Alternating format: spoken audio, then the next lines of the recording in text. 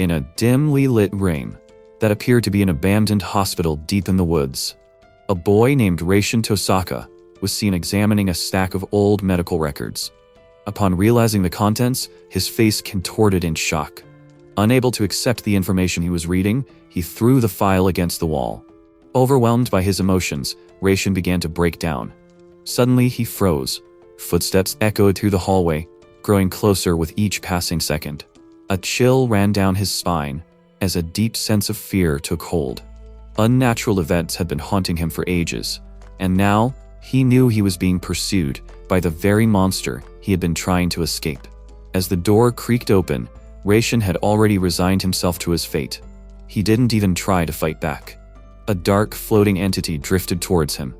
Its face was obscured, but it clearly resembled a long-haired girl.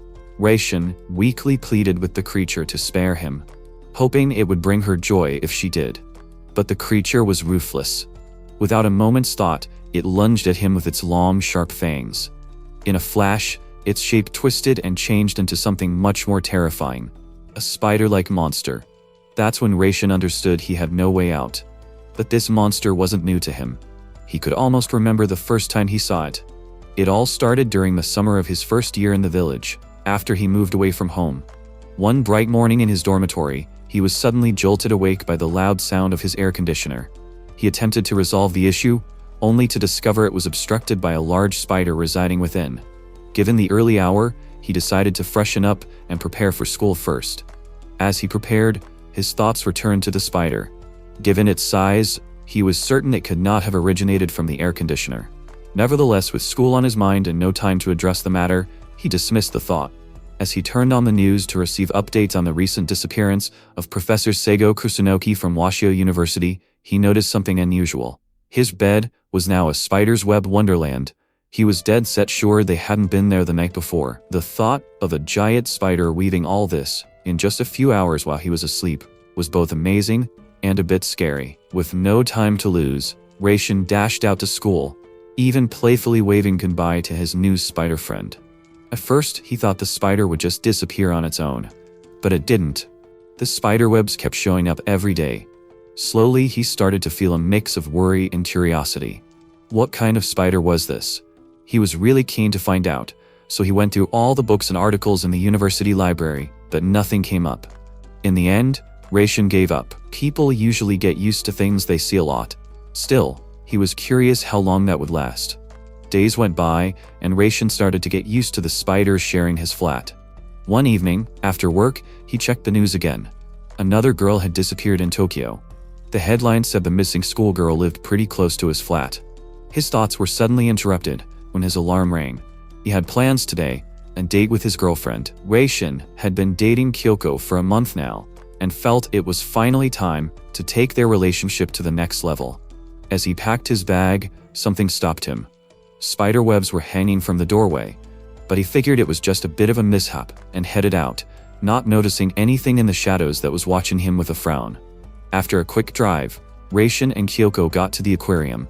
Seeing her smile made him genuinely happy. Kyoko, with her innocent charm, was amazed by everything around her.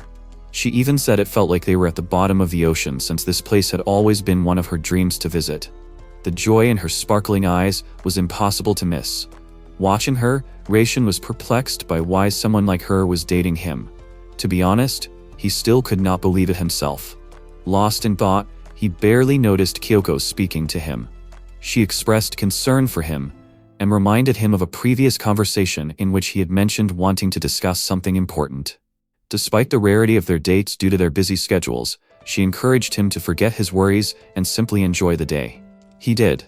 By nightfall, after dropping Kyoko off at the station, Reishin returned home. His heartfelt memories of their shared moments replayed in his mind. His happiness vanished as soon as he reached his apartment. The front door was completely covered in spiderweb, and he nearly tripped over them. His good mood was instantly lost. It appeared that the worst was yet to come. Initially, Reishin believed the spiderwebs were only covering his front door. However, upon entering his apartment, he froze. The entire space was completely covered in webs. This was an unprecedented level of infestation. What made it even more disturbing was the fact that this amount of webbing should have been impossible to create in a few hours. As he examined the webs more closely, he noticed something else. They were different. They felt unnatural. It was almost as if someone had lashed out in anger, leaving chaos in their wake.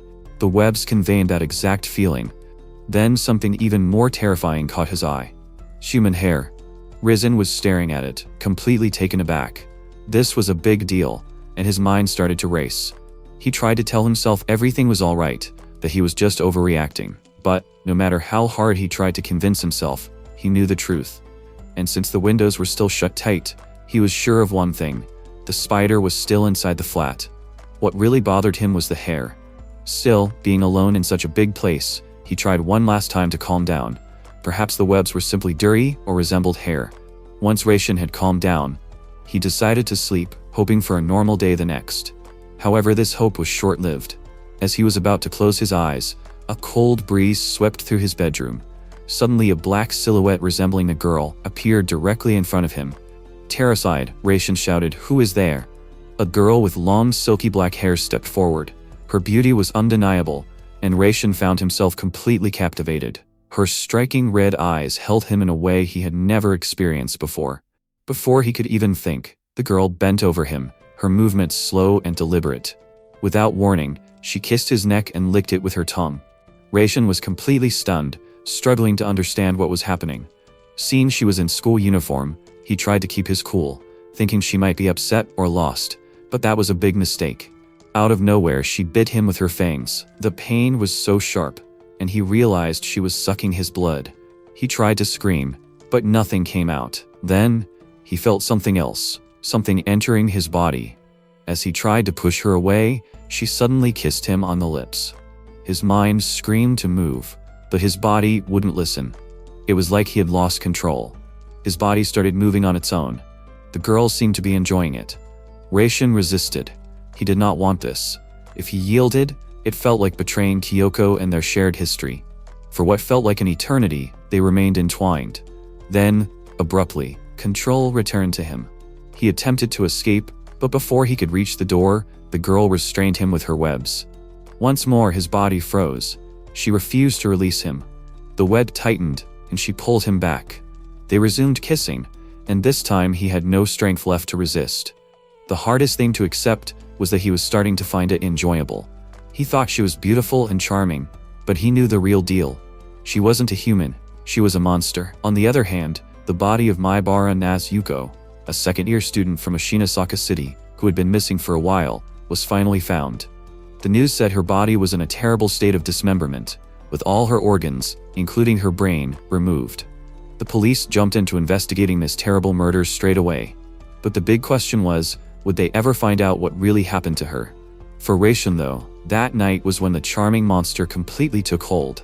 He was stuck, unable to move, fight, or save himself. The next day, Officer Daisuke Ono sat down with Yoshiaki Matsui, the department's top forensic expert, to go over the autopsy results. Sadly, even Matsui couldn't figure out what had happened. It was the first time he had ever seen a body in such a baffling state. Despite the investigators' best efforts, they couldn't figure out what the missing girl looked like before she disappeared. Most of her internal organs were missing, and parts of her bones had been removed. All that was left were one arm and one leg, connected by a thin strip of skin. Even thinking about it was enough to make anyone shiver. Mayara Yuko's body looked like the remains of a wild animal's meal. Daisuke Ono thinks the murderer might have eaten most of the body to keep the murder weapon hidden. If the killer had destroyed the evidence, they could have wiped out any obvious clues. Many questions remained unanswered. Matsui continued investigating, convinced that the case might involve something beyond human understanding. Possibly a ghost or a monster. Officer Ono, a skeptic, refused to believe in superstitions. He collected the autopsy report and prepared to leave, reminding Matsui to contact him if he found anything new. Alone, Matsui was convinced that Maibara's death was unnatural. As he gazed at his office ceiling, a spider crawled above him, confirming his earlier sightings. Exhausted, Nji Matsui packed his things and headed home, but was met with thousands of spiders when he opened the door. Overwhelmed, he was killed without a chance to fight back. Back at Raishin's apartment, the sun was shining, but he was still trapped with the girl who had been using his body all night. Despite his efforts, he couldn't move. His blood was being drained, and he felt something entering his body again. This routine had been repeating for days. Raishin had almost accepted his fate when she finally stopped. He tried to talk to her, asking why she was doing this, but she didn't understand. Failing to communicate was bad enough, but Raishin had a bigger problem. While she clung to him, he turned on the TV to watch the news. He had a feeling something was amiss. The following morning after their encounter, he had already reviewed the report. The woman holding him bore the same face as Maibara Yuto, the victim on the screen. This was impossible, as the news had reported her death. How could she be present with him? This question kept him awake. He attempted to discern the situation. Perhaps she was Maibara's sister, or a classmate who resembled her. However, nothing made sense. If this were the case, she would not be standing here so casually. The uniform was the same, and the face was identical. That's when Raishin finally realized something was terribly wrong. Before he could even think, it started again. His body stopped listening to him as the girl climbed on top of him once more. But this time he noticed something new. For just a moment, he saw the image of a giant spider. Raishin's body no longer felt like his own. No matter how hard he tried to resist, he couldn't move. He was pinned to the bed, frozen, unable to fight back even a little. The girl began her nightly ritual once more.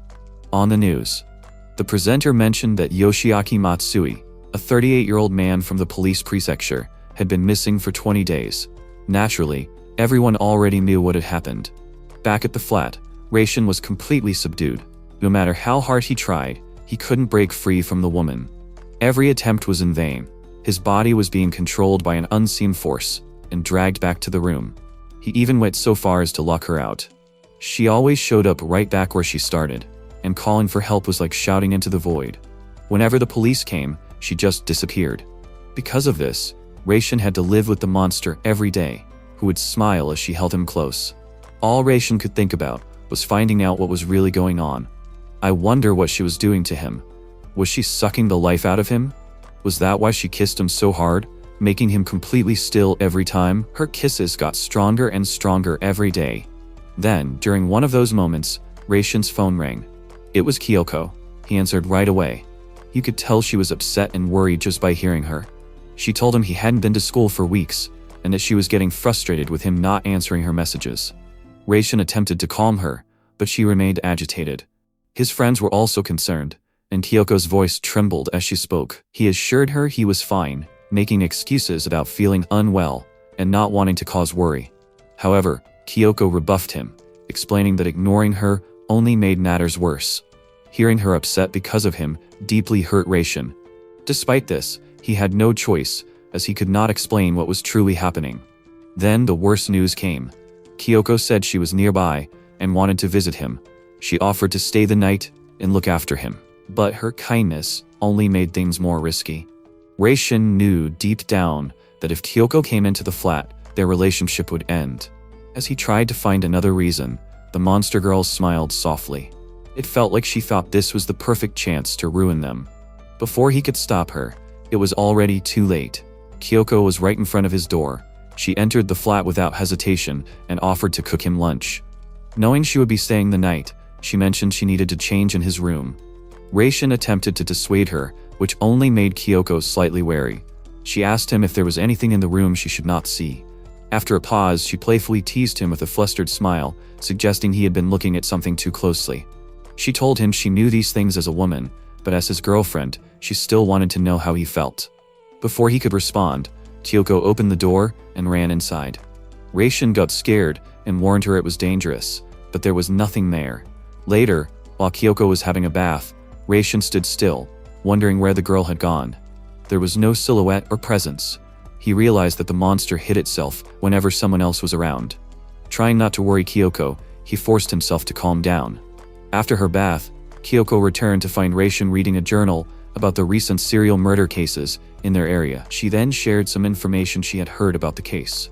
Rumors circulated that the person apprehended was actually innocent, which had caused fear to spread through the town. Consequently, people were beginning to feel unsafe walking alone at night. Kyoko also mentioned another matter that troubled her. Knowing what she did, one of the victims was a schoolgirl. If that was the case, all the victim's internal organs had been taken out. That really shook Raishin. He couldn't believe it was even possible. The report said the body had already been eaten, which made no sense at all. To try and cheer things up, Kyoko suggested they should go to bed. But then, something unexpected happened. As they lay together, Kyoko's warmth filled the bed. Even though she looked so innocent, she was clearly excited to be lying next to him. She slowly pressed closer, and Reishin started to get more and more nervous. This would have been perfectly natural, but because of the monster, Reishin had to stay on his toes. When Kyoko attempted to advance the situation further, Reishin intervened. This was not out of a desire to prevent her, but because he recognized the consequences of allowing it to continue. At that moment, he sensed the monster's imminent arrival. Fearing for Kyoko's life, Reishin embraced her and implored the creature to cease its actions. Kyoko, unable to comprehend the situation, believed his reaction was directed at her. His desperate intervention caused the monster to vanish. The damage had already been done. Kyoko was deeply hurt and embarrassed. She quietly packed her belongings and prepared to leave. Reishin attempted to explain, but she was unable to look at him. She told him she needed time to clear her thoughts, and then admitted that perhaps he was right, that it was too early for them to go that far. She said she had simply rushed things. Reishin gave it another go to clear things up, but Kyoko was too embarrassed to keep talking. Still, before she left, she gave him a reassuring hug. She told him not to feel bad and hoped he wouldn't start to dislike her. She even admitted that she loved him. Reishin reciprocated her feelings, hugging her tightly as she stepped out the door. Even though the day didn't go as they had hoped, Kyoko forced a smile and walked away. As soon as she left, Reishin was alone again in his dark apartment, feeling guilty. Before he could comprehend the situation, the monster girl reappeared. As anticipated, she inflicted upon him the same treatment he had refused to give to Kyoko. On her return home, Kyoko felt a sense of relief, knowing that Reishin did not harbor ill will towards her. Nevertheless, following the incident, she resolved to be more cautious in her actions from that point forward. Late at night, as she walked through the quiet streets, she suddenly felt something wrap around her wrist, a spider web. She quickly dismissed the feeling, attributing it to a lingering residue from Reishin's flat. However, an unsettling sensation persisted, as if someone or something was observing her. Recalling the recent disappearances, she hurried home unaware of the impending danger. Reishin was always alone, and it appeared this would remain the case. Long ago, during his secondary school years, a traumatic event had occurred to him that profoundly shaped his character. At that time, a man named Akutsu Jr. attempted to befriend him. Reflecting on his past, Reishin realized Akutsu had been a far greater assistance than he had anticipated. However, with the sudden appearance of the formidable girl and her subsequent disruption of his life, Reishin began to question the cruelty of the world. Weeks had passed since her arrival, and he was growing increasingly irritated by her persistent behavior. For the first time in a long time, he told her to keep her distance, if only for a moment. Her only response was a morning embrace. Despite his attempts to communicate, she remained dissatisfied. When he finally had a moment to himself, Reishin checked his phone to see if Kyoko had sent him a message.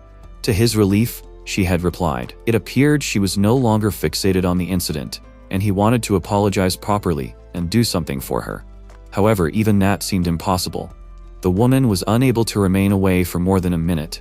Ultimately, Reishin remained uncertain about her true feelings. Despite their prolonged acquaintance, he was unaware of her identity or purpose in his room. He also did not understand the substance she injected into him during her blood-sucking. This was why her face resembled the murdered girl from weeks earlier. Reishin was overwhelmed with questions and realized waiting for her to speak was futile. To obtain answers, he would need to investigate her identity himself. Furthermore, his refrigerator was nearly empty. He decided it was time to purchase groceries.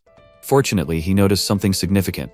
The girl did not appear to dislike him. He therefore attempted to persuade her to allow him to leave for a short period, but she did not comprehend his words. He even presented her with a map and attempted to explain his destination, but this was unsuccessful. Subsequently, Reishin had an idea. Every time he attempted to force her out, she always returned to his room.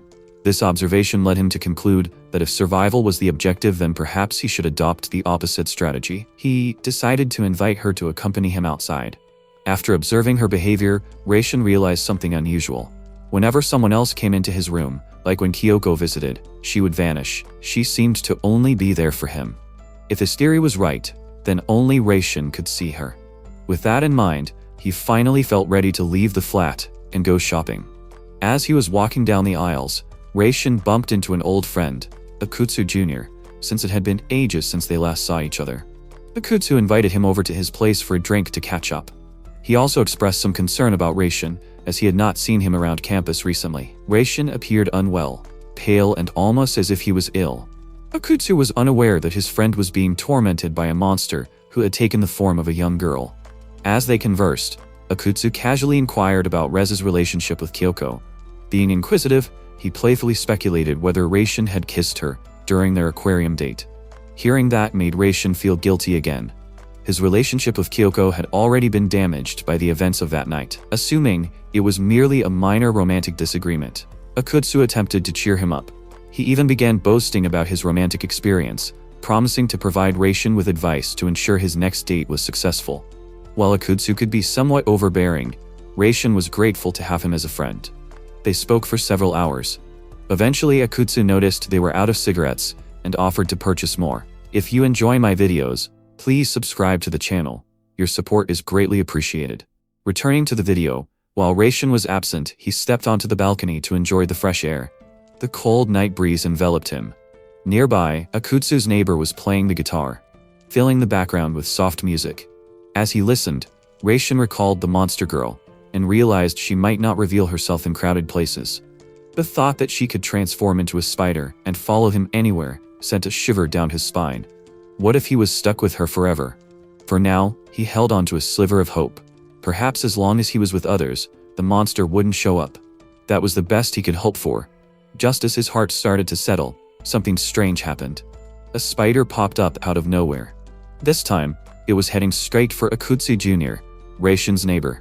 Before Reishin could react, Akutsu Jr. showed up, bringing them some moose cigarettes.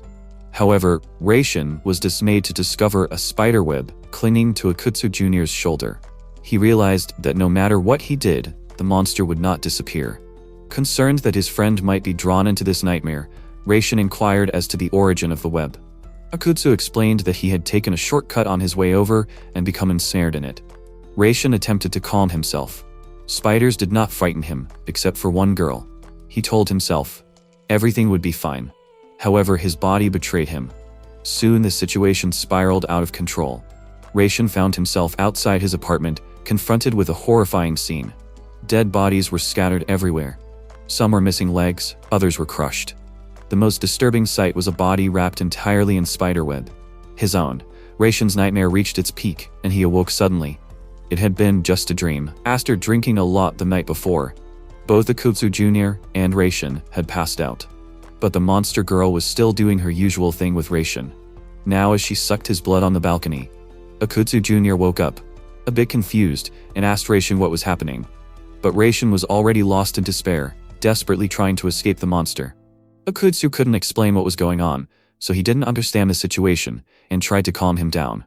Panic gripped Reishin. To make matters worse, the monster girl had begun to speak. Knowing the danger, Reishin decided he had to leave immediately.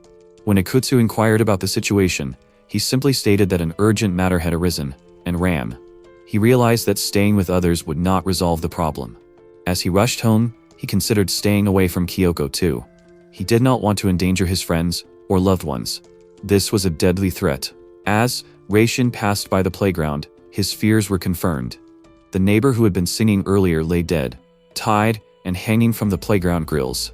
Part of his internal organs had been removed, just as in the other murder. Everything was beginning to make sense. Reishin's stomach churned. He recalled a case involving a high school girl whose internal organs had been removed.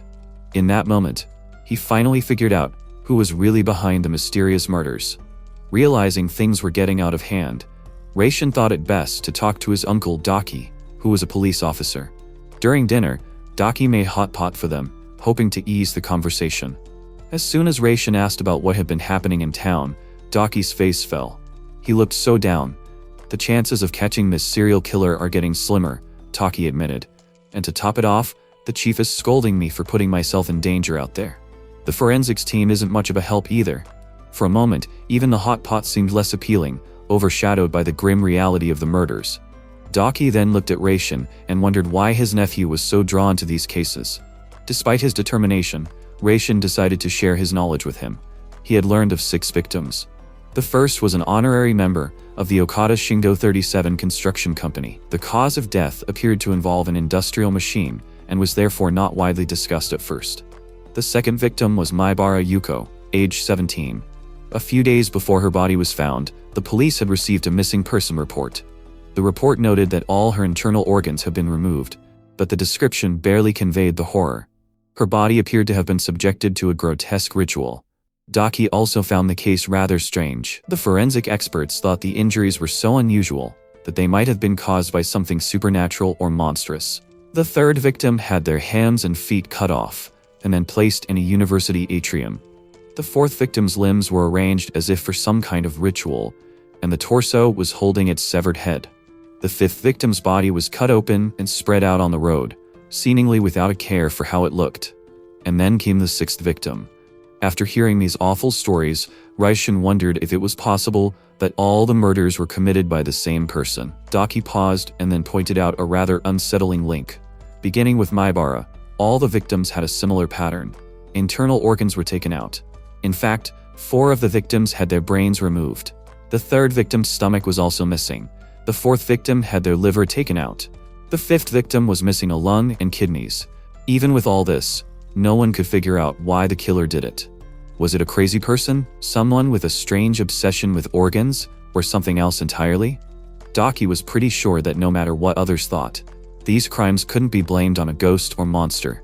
But Raishin already knew the real deal. These murders weren't committed by a human.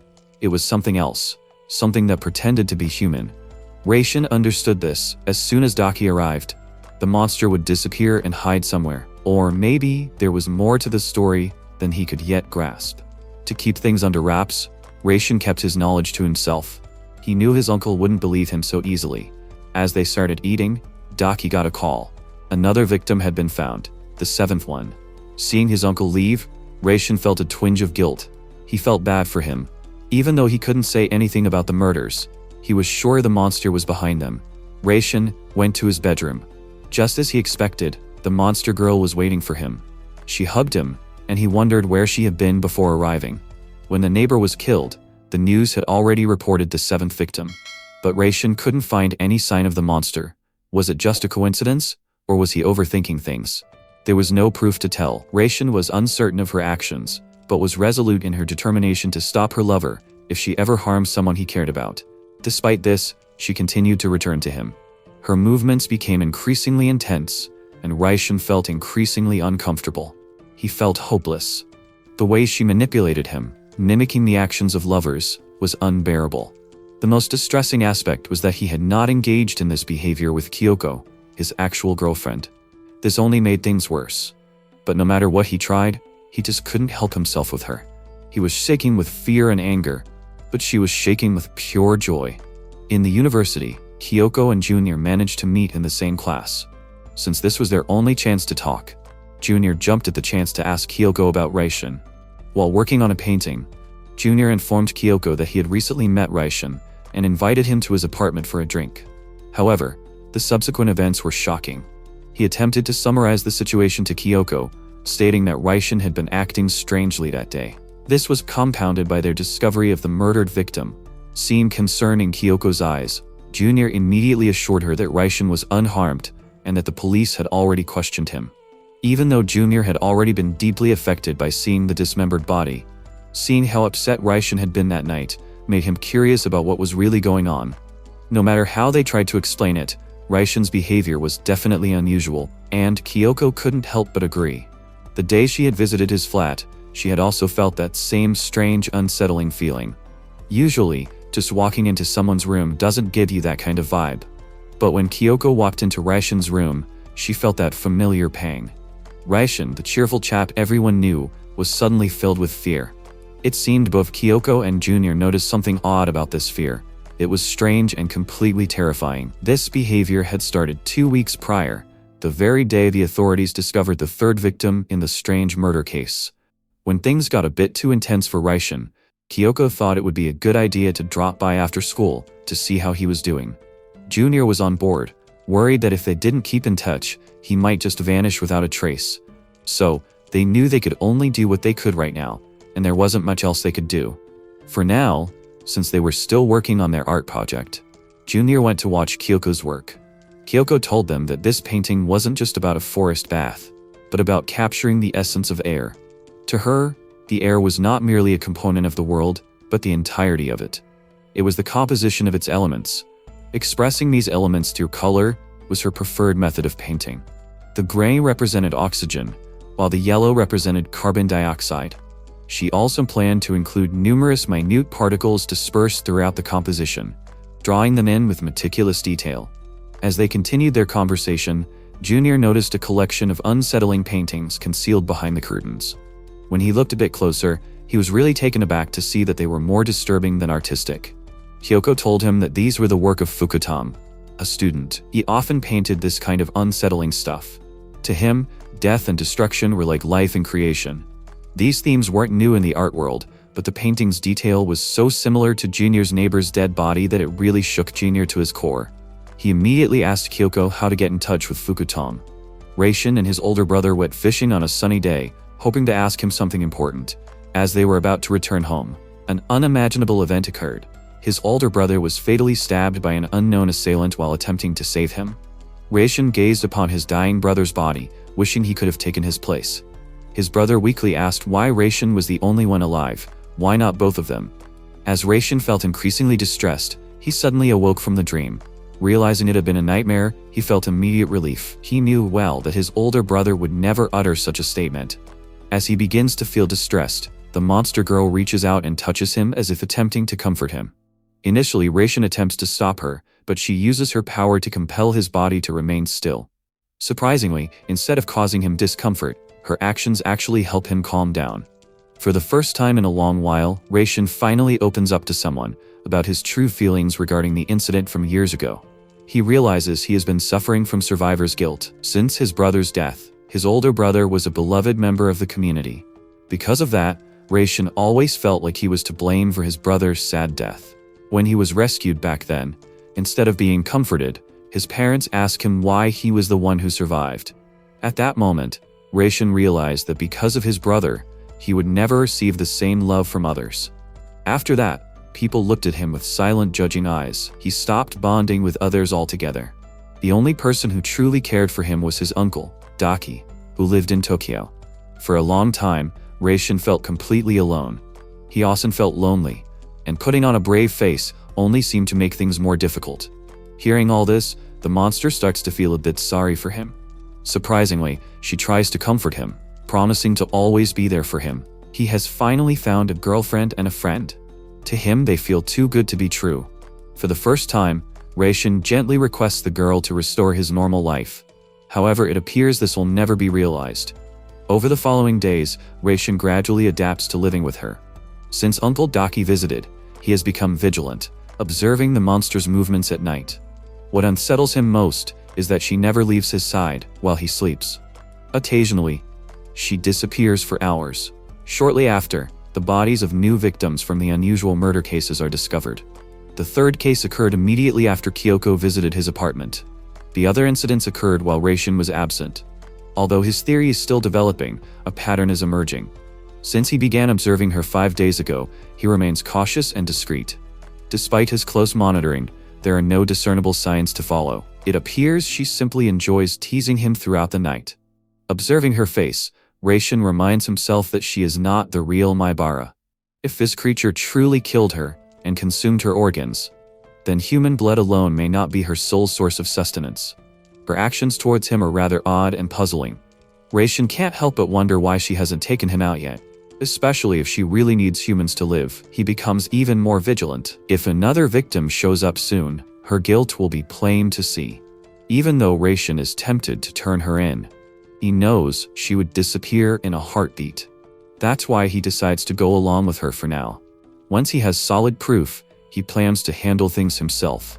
One night, he pins her down on the bed. For the first time, Reishin is in control. But his plan is far from what it seems. He's planning to strangle her. As he realizes that killing her would feel just like killing a human, he stops and pulls back. That pause vanishes instantly when he hears the news. A new victim has been found, and this time, it is not just anyone.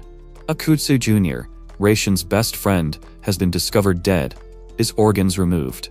At that moment, everything inside Reishin goes numb. For the first time, he does not hesitate. He decides that this monster must be killed no matter what. Right now, Reishin is starting to think about the good times he had with Junior. He remembers asking Junior why he would even want to be with someone like him. Since Reishin had always been used to people disliking him because of what happened to his brother, he figured Junior would eventually feel the same way. Reishin knew he had his own issues. He was gloomy, distant, and afraid of people. Because of that, he thought he didn't have any real good qualities. Hearing Reishin speak that way made Junior appear somewhat annoyed. To Junior, friendship was not about comparing one's abilities. He felt that spending time with someone solely because they were skilled was not a genuine friendship. To alleviate Junior's feelings, he explained his perspective in a creative and honest manner. Hearing Junior's sincerity and down-to-earth nature, Reishin felt a sense of contentment. He was so grateful for Junior's friendship, which is why he couldn't contain his anger when he found out Junior was dead. He immediately demanded to know if she was the one who killed Junior and the neighbors. Instead of answering, the girl just reached out, trying to hug him.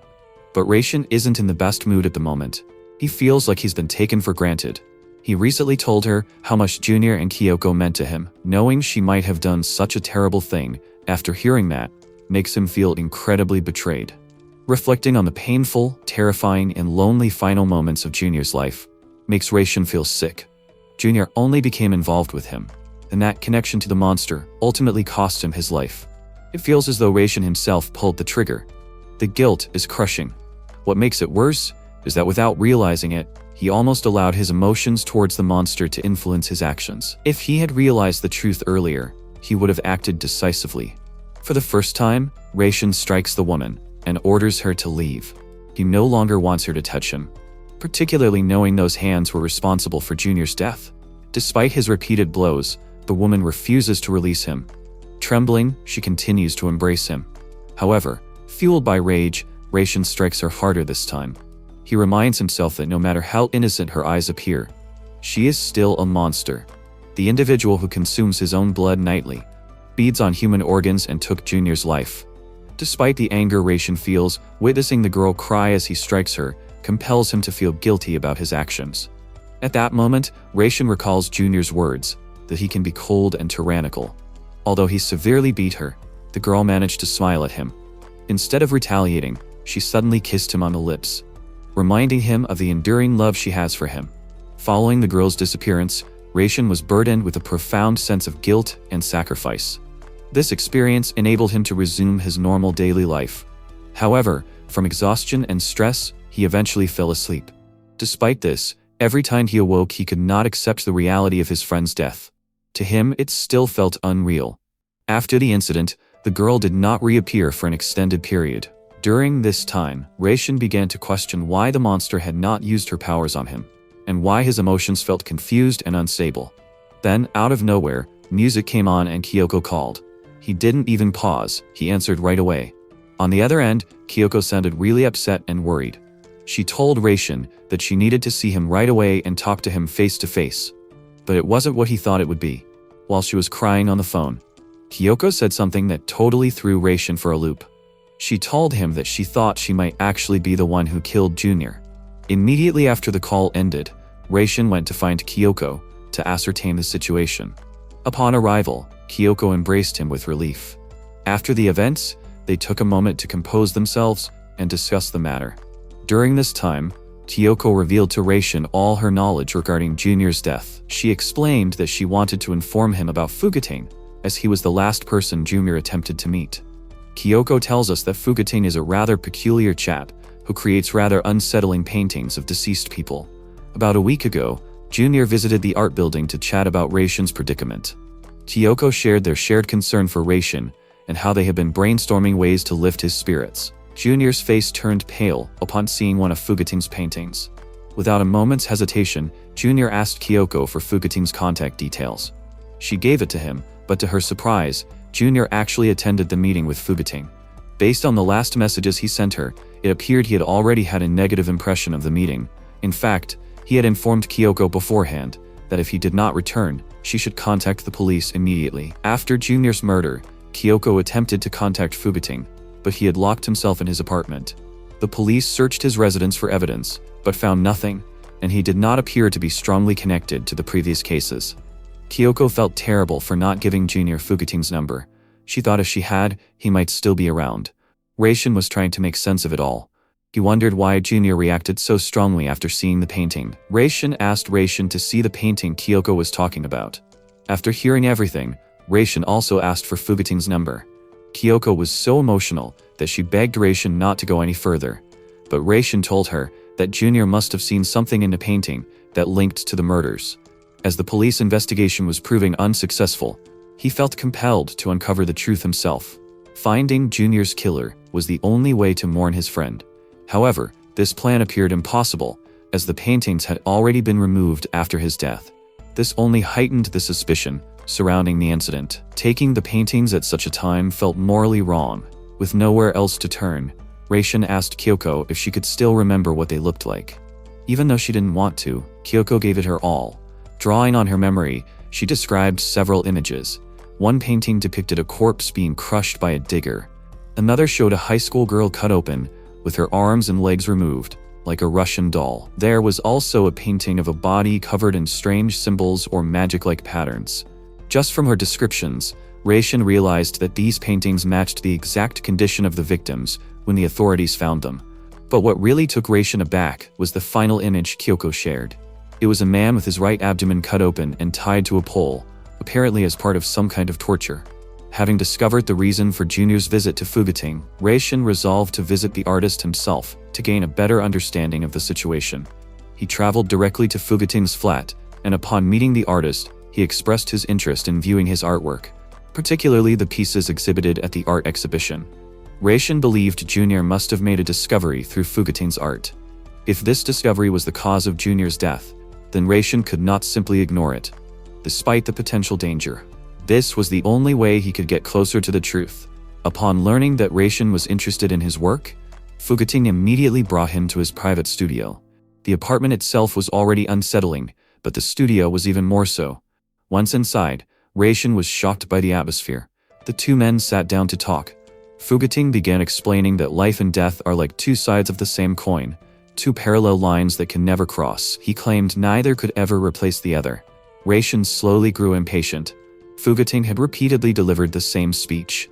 From the outset, he avoided direct questions, and instead rambled enthusiastically about art. He then instructed Reishin to drink the tea he had prepared. Initially, Reishin hesitated, uncertain of its contents. However, after observing Fugating had been drinking from the same pot for some time, he decided to try it, to gain his trust. To his surprise, the tea was enjoyable. With the atmosphere now calm, Reishin began to ask the pertinent questions. He initially inquired about the paintings displayed in the art building and their current whereabouts. Fugating responded calmly that he considered them failures and had discarded them. Realizing subtlety would not be effective, Reishin opted for directness. Without hesitation, he asked Fugating about the serial murder case. The moment he mentioned it, Fugating's expression changed. Reishin continued explaining that the paintings bore a striking resemblance to the crime scenes, and inquired if Fugating had any knowledge of the murders. Fugating then asked if Reishin had truly examined his paintings. It was evident that Reishin had never shown genuine interest in his work. Understanding this, Reishin admitted that he had never studied the paintings. He then confessed that his interest in Fugating's art was a fabrication. The true reason Reishin had come here was to determine if Fugating had any connection to the murder cases. He also wanted to inquire about the man who visited him and subsequently died the following day. Junior Fugating found Reishin intriguing, as few people are willing to admit to being dishonest. What surprised him further was that Reishin was openly accusing him of murder. Although Reishin had never seen the paintings himself, every detail Kyoko described matched the victims precisely. What truly captivated Fugating was the fact that Reishin possessed such knowledge.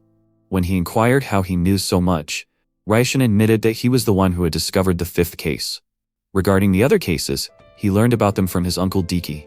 This was why he was more informed about the murders than most people in town. This knowledge made Fugating uneasy, as the paintings matched precisely what Reishin had seen at the crime scene.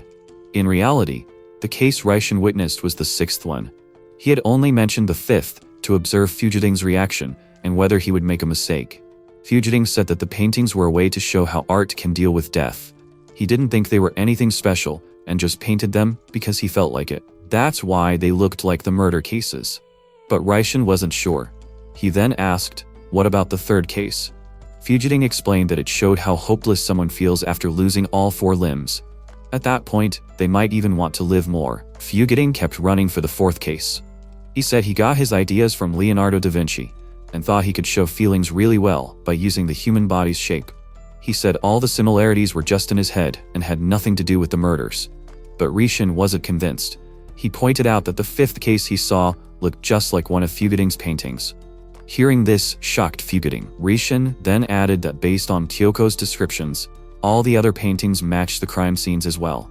How could Fugiting guess the details so accurately? If he had no involvement in the crimes, then he should not possess such specific information. Fugiting insisted it was all coincidence, but Raishin refused to accept that explanation. Not only were the images accurate, even the number of cases matched perfectly. With anger mounting, Raishin finally demanded to know what Fugiting had done to Junior. Fugiting remained silent for a long moment. Then he stood up and began speaking in an unusual manner. He claimed that if certain methods were used incorrectly, it was possible to summon a monster inadvertently. He also asserted that the speed of his paintings was determined by the speed of his talent.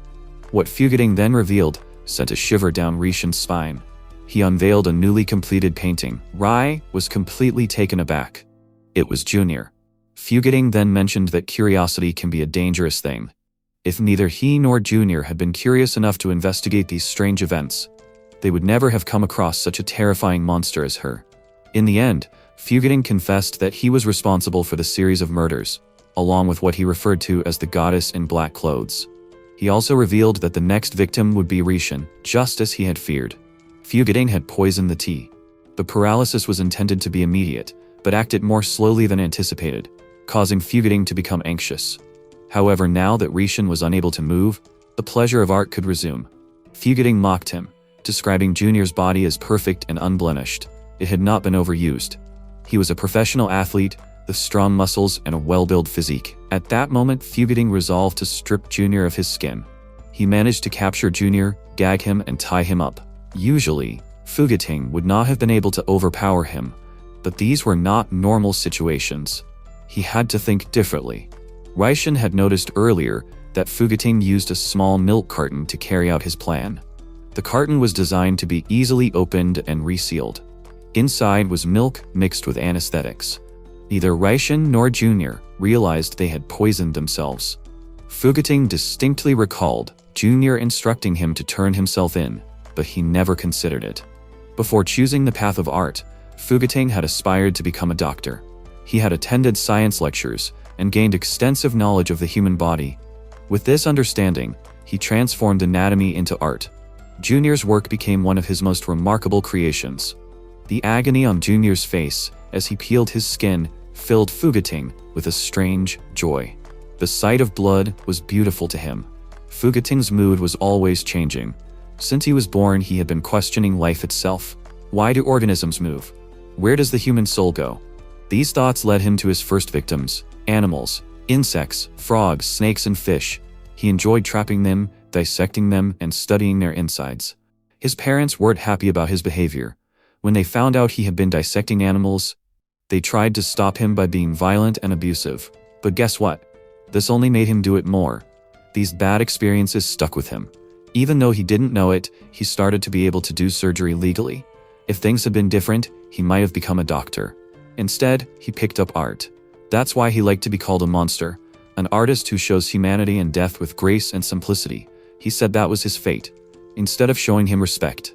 Raishin laughed at Fugiting, making fun of his words and treating them like a joke. To make things even worse, Raishin suddenly stood up, completely free from the paralysis. This shocked Fugiting because the anesthetic should not have worn off yet. Even though Fugiting said he was a monster, Raishin personally did not think so. To him, this man was not that bad. He was just stuck in his own fantasy. Instead of calling him a monster or an artist, the word that best described him was a murderer. Even though things weren't going his way, Fugiting still believed he could take Raishin down. But before he could act, the doorbell rang. Fugiting froze, wondering who it could be.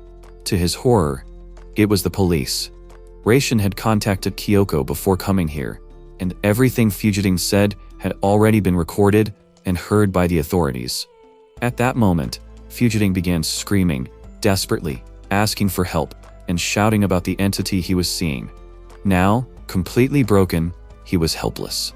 As the police were handcuffing him, Fugiting wondered why the goddess in black clothes had left him. He kept offering sacrifices, but she never came to his aid. 3 days had passed since Schwacher Tattoo, also known as Fugiting, was arrested. Reishin went to Kyoko's room after she invited him. Following the incident, his uncle had beaten him, and he returned home shaken. On the morning of the second day, Reishin received numerous calls and messages from Kyoko. Despite her assistance, he had not met her until now. Reishin comforted her and assured her that the situation was finally resolved. Junior could now rest in peace. Despite the Fugiting being locked away, Reishin could not stop thinking about the goddess in black. He wondered if she was the same woman he had seen before, and if there was a connection between the Fugiting and the monster. For now, he chose not to dwell on it, and instead enjoyed the moment with Kyoko. Since they had not spoken like this for a long time, Kyoko decided to cook lunch for him. They teased each other and conversed for hours. Eventually, Kyoko asked if he would like to turn on the television. To everyone's shock, a breaking news report came through. The newsreader shared that Schwacher Tattoo, also known as Fugiting, the suspect recently caught in the serial murder cases, had passed away while in police custody. Reishin and Kyoko were both taken aback. The news said the police were looking into whether it was self-harm. In the end, it seemed Fugiting had offered himself to art, even in death. Even so, Reishin was still scratching his head trying to understand why things had turned out this way. Kyoko looked a bit down, explaining that some artists exist in worlds that others can't relate to, while others live in places that ordinary people can't even begin to comprehend. Reishin was still struggling to grasp it. Even though Fugiting didn't seem to regret anything, Reishin couldn't fathom that dying would bring him any joy, since everything had already happened, and it no longer felt like it mattered to dwell on it. Reishin didn't want to try and understand Fugiting's thoughts, but he was certain they were connected to that woman. Even though he was eager to know more about the goddess in black, he felt she wasn't really involved in this case. Once the criminal was apprehended, Fugiting's body was returned to his family for a proper burial. Reishin was planning to be there for Junior's funeral, as a final goodbye. Even though Junior passed away, Reishin was relieved to get back to a normal life. No more monsters or murders, just peace. But he couldn't shake the feeling that things would never be the same. Seeing how upset he was, Kyoko tried to comfort him and tell him everything would be alright. Just as Reishin thought things were finally calming down, something strange happened. Kyoko started saying strange things, telling him she wouldn't go to Junior's funeral. Reishin thought he was still handling Fugiting's case. He reassured her that it was not her fault. But what she said next made him shiver. She claimed that Fugiting's case was not really connected to her. The truth was that Junior would have been furious to see her at his funeral, because she was the one who took out his organs. At that moment, Reishin understood that things were not finished yet. For so long, Reishin thought Kyoko was someone he could rely on, but she was far from what he imagined. After a blow, Reishin passed out for a bit. When he came to, he was in one of Kyoko's rooms in her flat. As she started talking, her words felt oddly familiar to Reishin. That's when he finally understood the truth.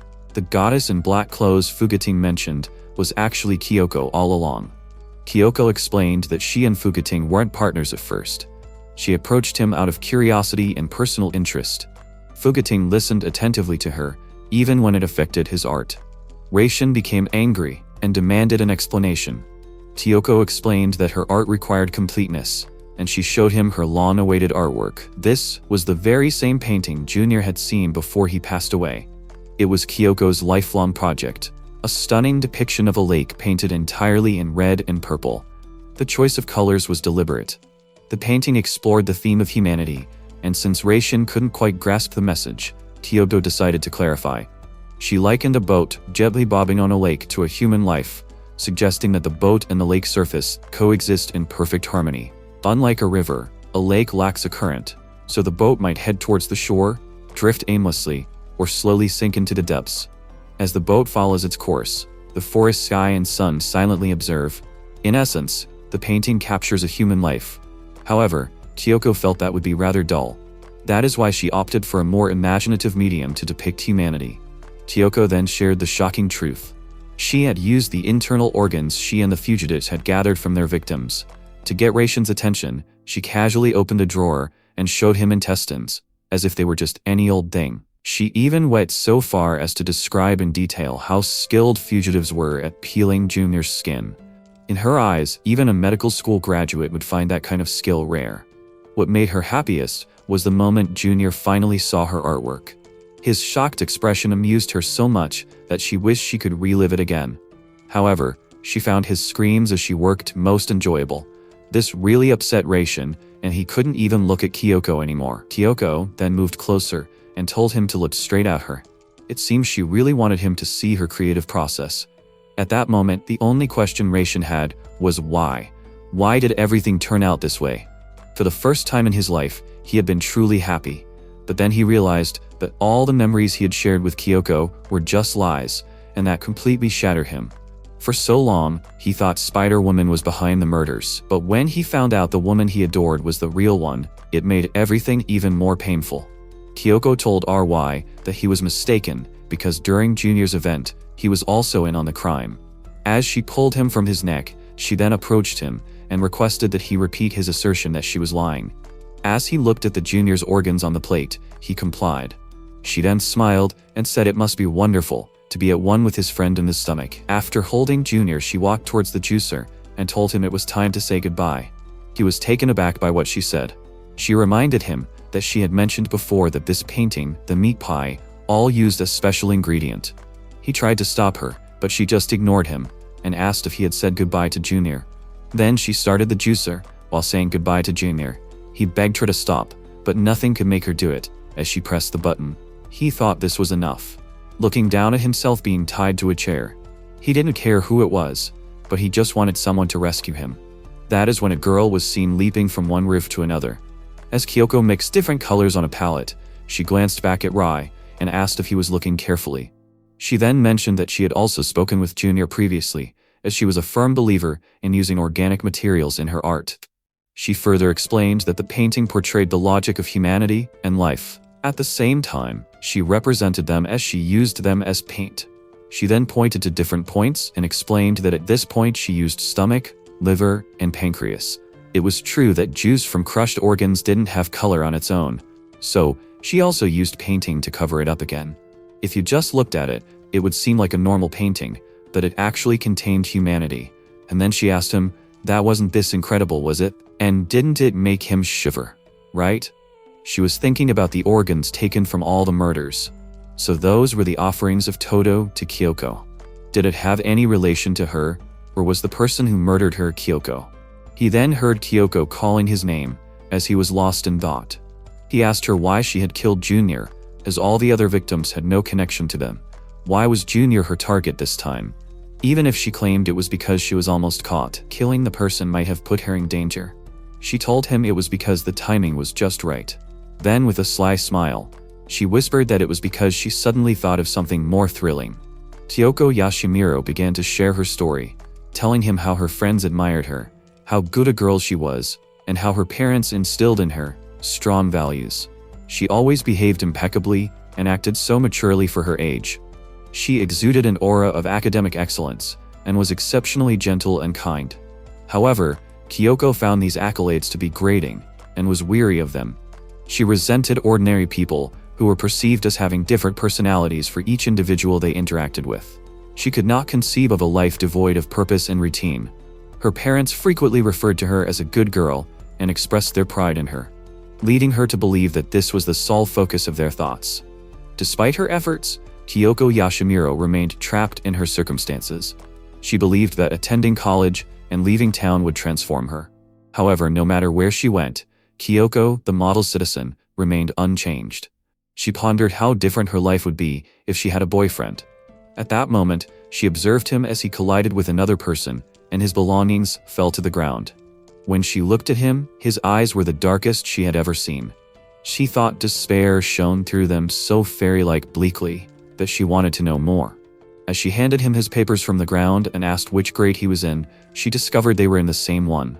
She then introduced herself, explaining that she was from the art department, and asked him to take care of her.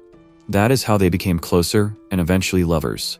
But once they began dating, the darkness in his eyes vanished. He started smiling and looking happy, and eventually became just another ordinary, boring person. That's when she started to feel bored.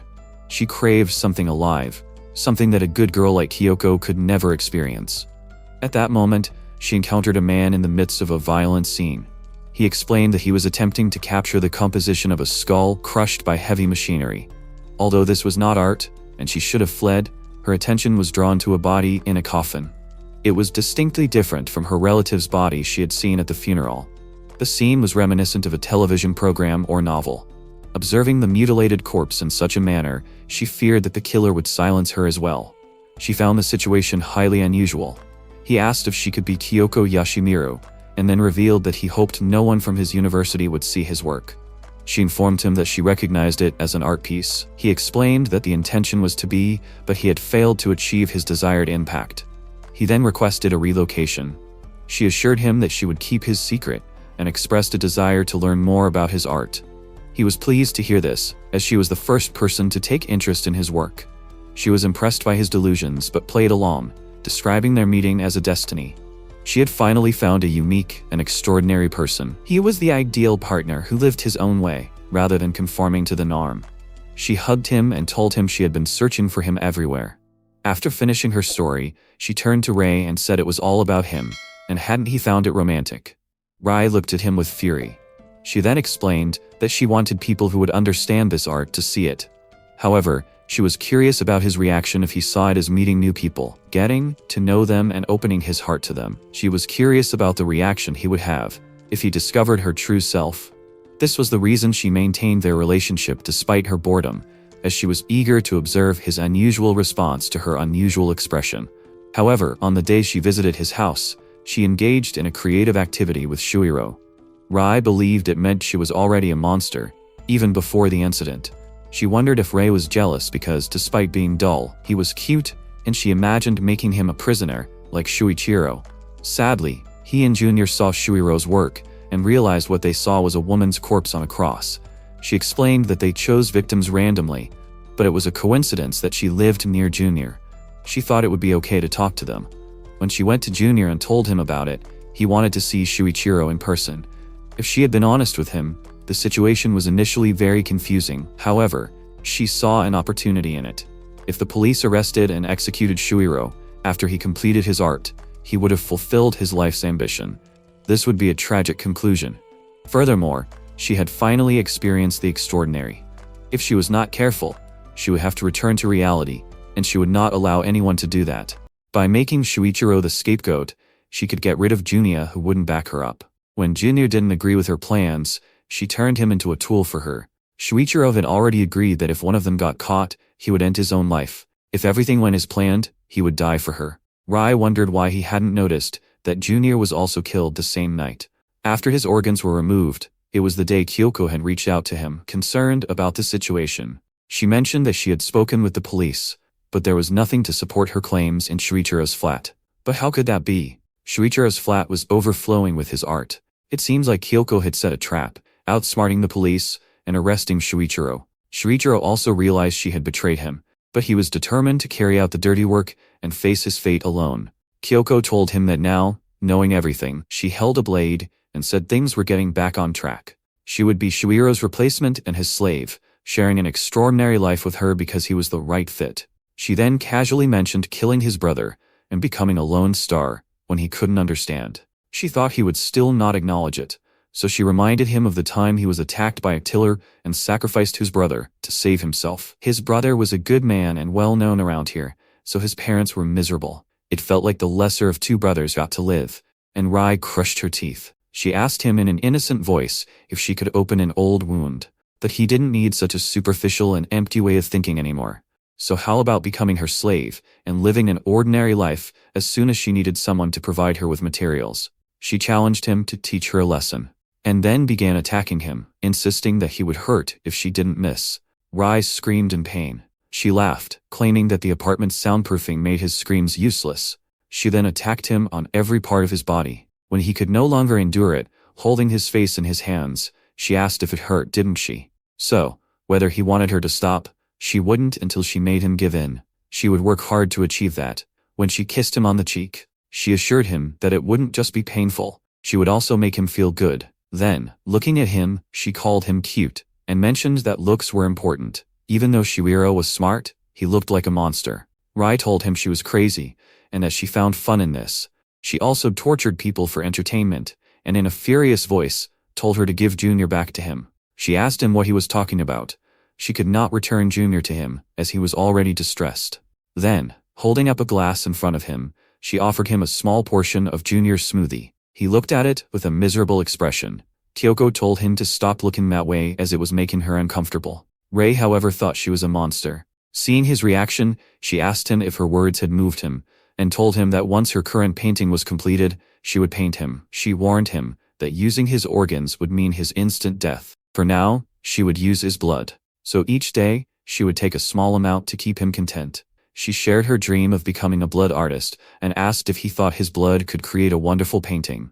She imagined drawing a vampire, a self-portrait of a beautiful vampire feeding on her servant's blood. Seeing his expressions, she asked him what he was looking at. It seemed he was seeing this room for the first time. Taking a few blows had made him crazy. Then she forced him to look at her, telling him he was extraordinary. Rai informed him in a mocking tone that she would never be a monster. No matter how hard she tried, she would remain human. Furthermore, she was a psychotic woman pretending to be someone else. This revelation was a shock to her, and prompted her to ask about it. He explained that the most real monster among them was closer than she realized, as it was directly behind her. At that moment, Spider-Girl appeared before Kyoko. Rai instructed Kyoko to look behind her. When she saw her, expression froze. She stared in disbelief, unable to understand how the girl had come into the room. Before Kyoko could react, the girl moved. Threads shot out in an instant, wrapping around Kyoko's body, binding her tightly and hurling her into the corner like an object. The girl then turned calmly and walked towards Ray. Still bound to the chair, Ray was taken aback and asked why she had come to help him. She started to explain, but before she could finish, she climbed onto him. He tried to stop her, but before he could say anything else, her lips met his. She kissed him deeply. From the corner of the room, Kyoko let out a scream of fury, cursing the stranger and calling her. She was trying to pull free from the sticky threads, touching the webbing that bound her, and frowned. The sensation was oppressive, and she was visibly distressed. She instructed the stranger to remove it immediately, but when this did not occur, she began shouting angrily, demanding to know who she was. She accused Rai of infidelity, and sought to discover the identity of the woman. She completely disregarded Kyoko. Ray implored the woman to untie the ropes around his body. They had to leave immediately. However, before he could complete his request, Kyoko interrupted him with disbelief. She questioned his statement. Did he genuinely intend to suggest he would prefer to be with that person rather than with her? He must be joking. Rai attempted to intervene, instructing the girl to cease her actions as she began licking his face. This was not the appropriate moment for such behavior, but she appeared uninterested in listening and instead moved to his neck. His voice trembled as he urged her to hurry. If this continued, the situation would only deteriorate. He begged her to cut the ropes, promising to do anything she asked. In a flash, she sliced through them. Finally free, Ray stumbled up and told her they needed to call the police right away. But instead of running away, she pulled him back to her. Confused and disoriented, he asked what she was doing. This wasn't the time for that. The girl just answered with an ironic smirk at Kyoko, before kissing him again. Kyoko snapped. She screamed in rage, hurling threats and swearing she would kill the girl, her voice echoing through the flat. Rai explained she had lost her mind, and it was hard to see why she was angry, especially since she had never treated him as her boyfriend. But as he pondered this, something strange struck him. The girl kissing him didn't seem to care about him either. It felt like she would free him only to satisfy herself. He asked her what she had come here for, but before she could answer, Kyoko broke free from the webbing. With a sudden burst of movement, she pushed the girl aside and lunged at Ray, stabbing him in the abdomen. Blood spilled instantly. With a sly grin, Kyoko urged him to end his life. She hugged him tightly and insisted on knowing who that woman was. Who was she? The one who conjured those strange threads that just popped up, who licked his blood. It was just not right, no matter how you looked at it. The pain from the blade was searing, like fire tearing through his body. Ray could not take it anymore. His legs gave way and he fell. But just before he hit the ground, the girl caught him and gently lowered his head onto her lap. Kyoko was furious that she was being ignored again. Her voice broke as she said she no longer needed Ray. If he wanted to live in a world where it was just the two of them, she would kill them both. She told them to take off their clothes, saying she would turn their bodies into a sculpture. Two lovers flirting in a park. Rai, weak, told the girl that if things went on like this, she should at least try to escape. She ignored him, and instead pressed her mouth to his wound, starting to suck his blood. Kyoko was so surprised that she asked what she was doing. She mumbled that she should have known. This girl was definitely not like anyone else. Ray, who was dizzy and starting to fade, also asked her what she was trying to do, and he was having a hard time keeping his eyes open. Then a strange sound filled the room. Kyoko laughed nervously, calling everything a lie until she saw them. Spiders, dozens and then hundreds were crawling all over the walls, the floor and around her from every side. Panic hit her as she realized she was trapped. With a flick of her hand, the girl told the spiders to finish Kyoko. It was too late for Kyoko to realize what had happened, so she fell to her knees, apologizing and begging for forgiveness, saying she had never meant to hurt Ray. The girl didn't react at all. Then Kyoko's screams filled the flat as the spiders swarmed over her, eating her alive. Ray felt the pain get worse and wondered if this was really the end.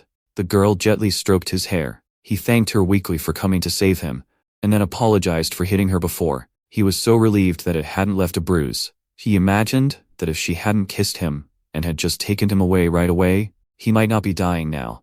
Despite the unsettling thought, he felt strangely content. He was trapped, yet safe. His vision went dark. When he opened his eyes again, he was in a familiar place. It was a cocoon soaked in blood. The girl sat above him consuming it. He recalled seeing her do this once before, in his bedroom. He attempted to stop her, as she leaned closer. Whatever she was consuming tasted metallic. When asked what it was, she smiled and kissed him, revealing it was human blood. Rai wondered if it was a dream, but pain reminded him of Kyoko's stab. How was he alive? A nearby man demanded to know what they were doing. Rai told the girl someone was there. When Ray woke, he was still dreaming of a spider girl. As his eyes fluttered open, Ray's first sight was his uncle looming above him. With a crooked smile and a deliberately light tone, he apologized for waking Ray instead of a group of beautiful angels. Ray slowly sat up, wincing as a sharp pain shot through his head, bringing him back to the present. Whatever had happened, it was definitely not a dream. His uncle looked relieved and told Ray he was glad to see him awake and full of energy. But Ray noticed how carefully the man was watching him. Only then did Ray realize his surroundings. The beeping machines and the rigid bed beneath him confirmed he was in a hospital. The most unsettling aspect was not his injury, but his survival. His uncle explained that Rai had only sustained minor injuries and bruises. He joked that if Rai were to die from them, he would sue the hospital. Rai almost laughed until the memory of the stabbing resurfaced. Minor, he thought bitterly. His uncle went on to say that a homeless man had stumbled upon Rai in Takanosu Park, deep in a wooded area that was covered in blood, and had brought him to the hospital. Ray froze. Takanosu Park was a whole town away from Kyoko's flat. That meant the monster had carried him all that way. When Rai started to talk about who was behind the murders, his uncle's face darkened. He informed Rai that Kyoko Yashimiro had been identified as the suspect but was missing. Toto had been apprehended but had taken his own life before a full interrogation. During the investigation, however, they discovered hair in his room that did not belong to him or any known victim. Kyoko's phone had remained unanswered, and she had not been seen at college or home. When they looked through her flat, they discovered a comb. The hair on it was a perfect match. So, it was clear she was involved. But, the case didn't add up at all. His uncle said Rai had been stabbed during the attack. There was a huge amount of blood in Kyoko's room, way more than what should have come from his wound. And then, there were the dead spiders. Spiders were all over the flat, as if the woman had done something even more disturbing. It seemed like she had taken people away too. Why kill the spiders? Ray's thoughts were scattered. Before he could think clearly, his uncle continued. They found blood and DNA evidence hidden beneath Kyoko's paintings, traces of other victims. Each discovery only deepened the mystery. Then his uncle asked if Ray remembered Yuko Maebara, a female student whose organs, including her brain, had been removed. Theo confessed to all crimes except that one. Every other victim's body had been recovered, but Yuko's was never found. More concerning, her DNA was not found on Kyoko's paintings, meaning Kyoko had not killed her either. The case remained open, entangled with the others by the timing of the events. To make matters worse, one of his uncle's closest friends from forensics had also disappeared. He admitted quietly that he felt helpless. Then came the more difficult questions. His uncle inquired whether Rai had been using drugs. The circumstances of his discovery were disturbing. The doctor had indicated that it appeared as though Ray had been drinking his own blood. Was he even sane? Rai felt ill. From the outside he must have appeared grotesque and terrifying. He apologized and stated he could not recall anything after being stabbed. His uncle placed a hand on his shoulder. He explained that he had only asked because he was a detective, and then firmly advised Rai to remain out of the case for his own safety. He advised him to rest and departed shortly afterwards. Rai was alone, or so he thought. He noticed her at the window. The spider girl stood there unusually quiet. Hospitals were crowded and noisy places she usually avoided. Yet she slipped inside and wrapped her arms around him, pressing a kiss to his lips. There would be no rest today.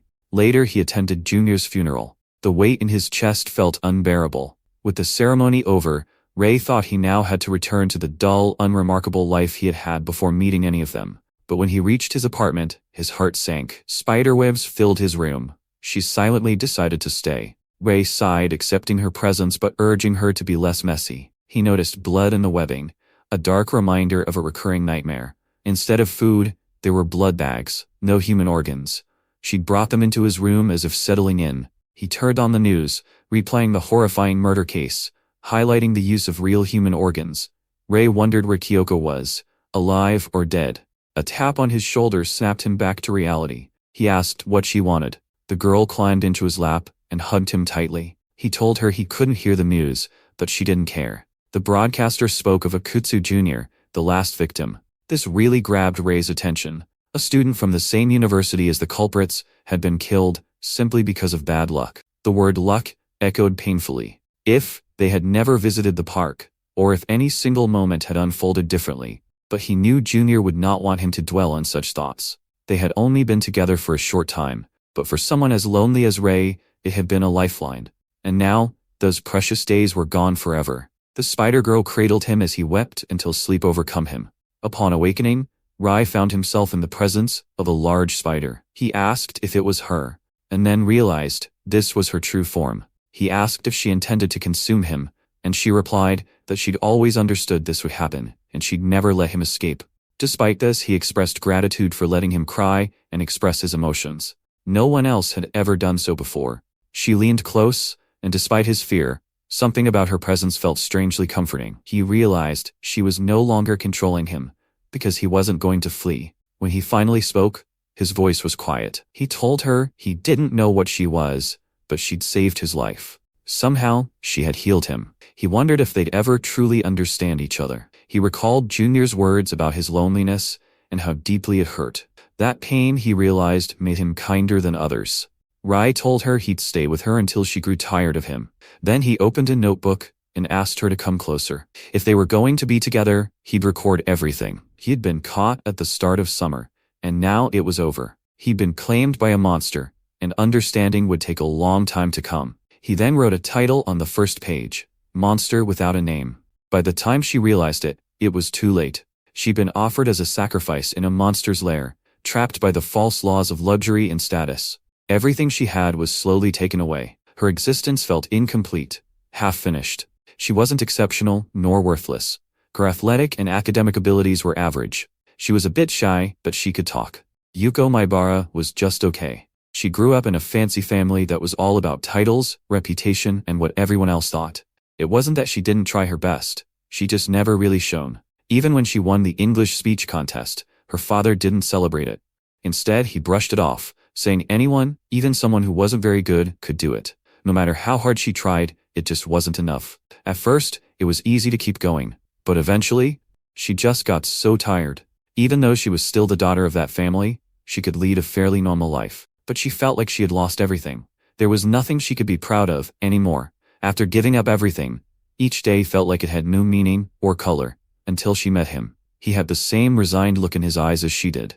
Alone in a wild world. He shook her to her core. She was a student at university, with no friends. She often saw him drinking coffee, and she noticed how genuinely happy he looked when he held the cup.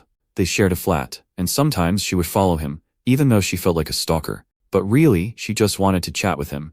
She was thinking about writing him a letter, or maybe they would bump into each other on the train platform. She hoped he wouldn't mind. But then, she saw him with another woman.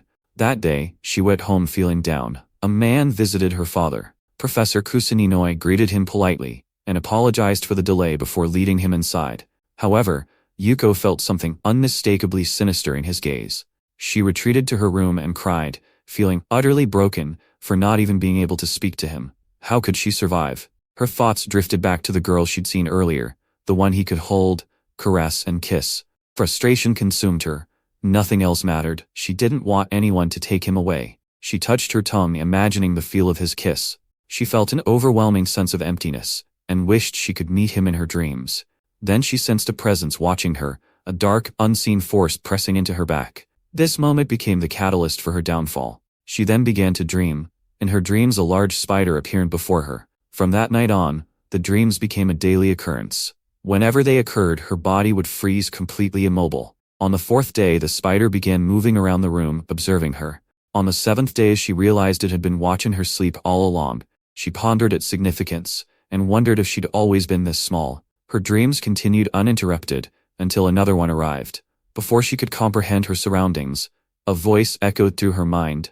It was his voice. She couldn't believe it. She was overjoyed to see him, even if it was just a dream. She knew it was wrong and didn't want it to happen, but her body remained rooted to the spot. She told herself it was just a dream, a nightmare. Spiderwebs covered everything.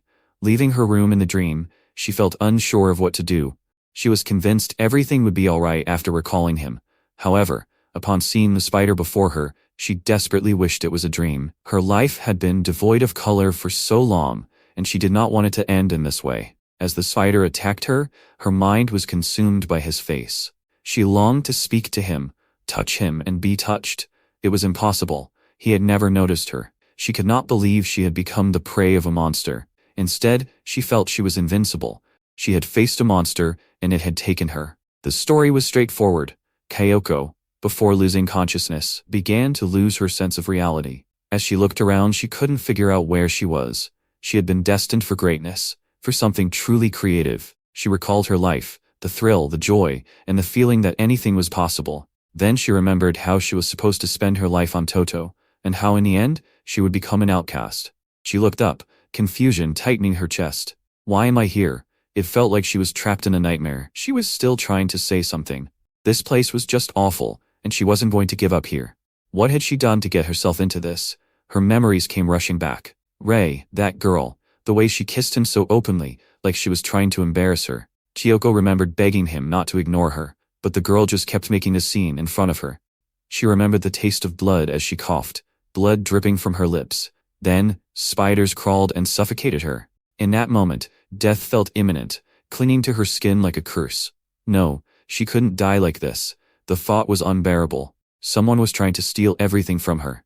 Her body, her future, and her very right to exist. Then she remembered him, her boyfriend, that girl, and the way she kissed him.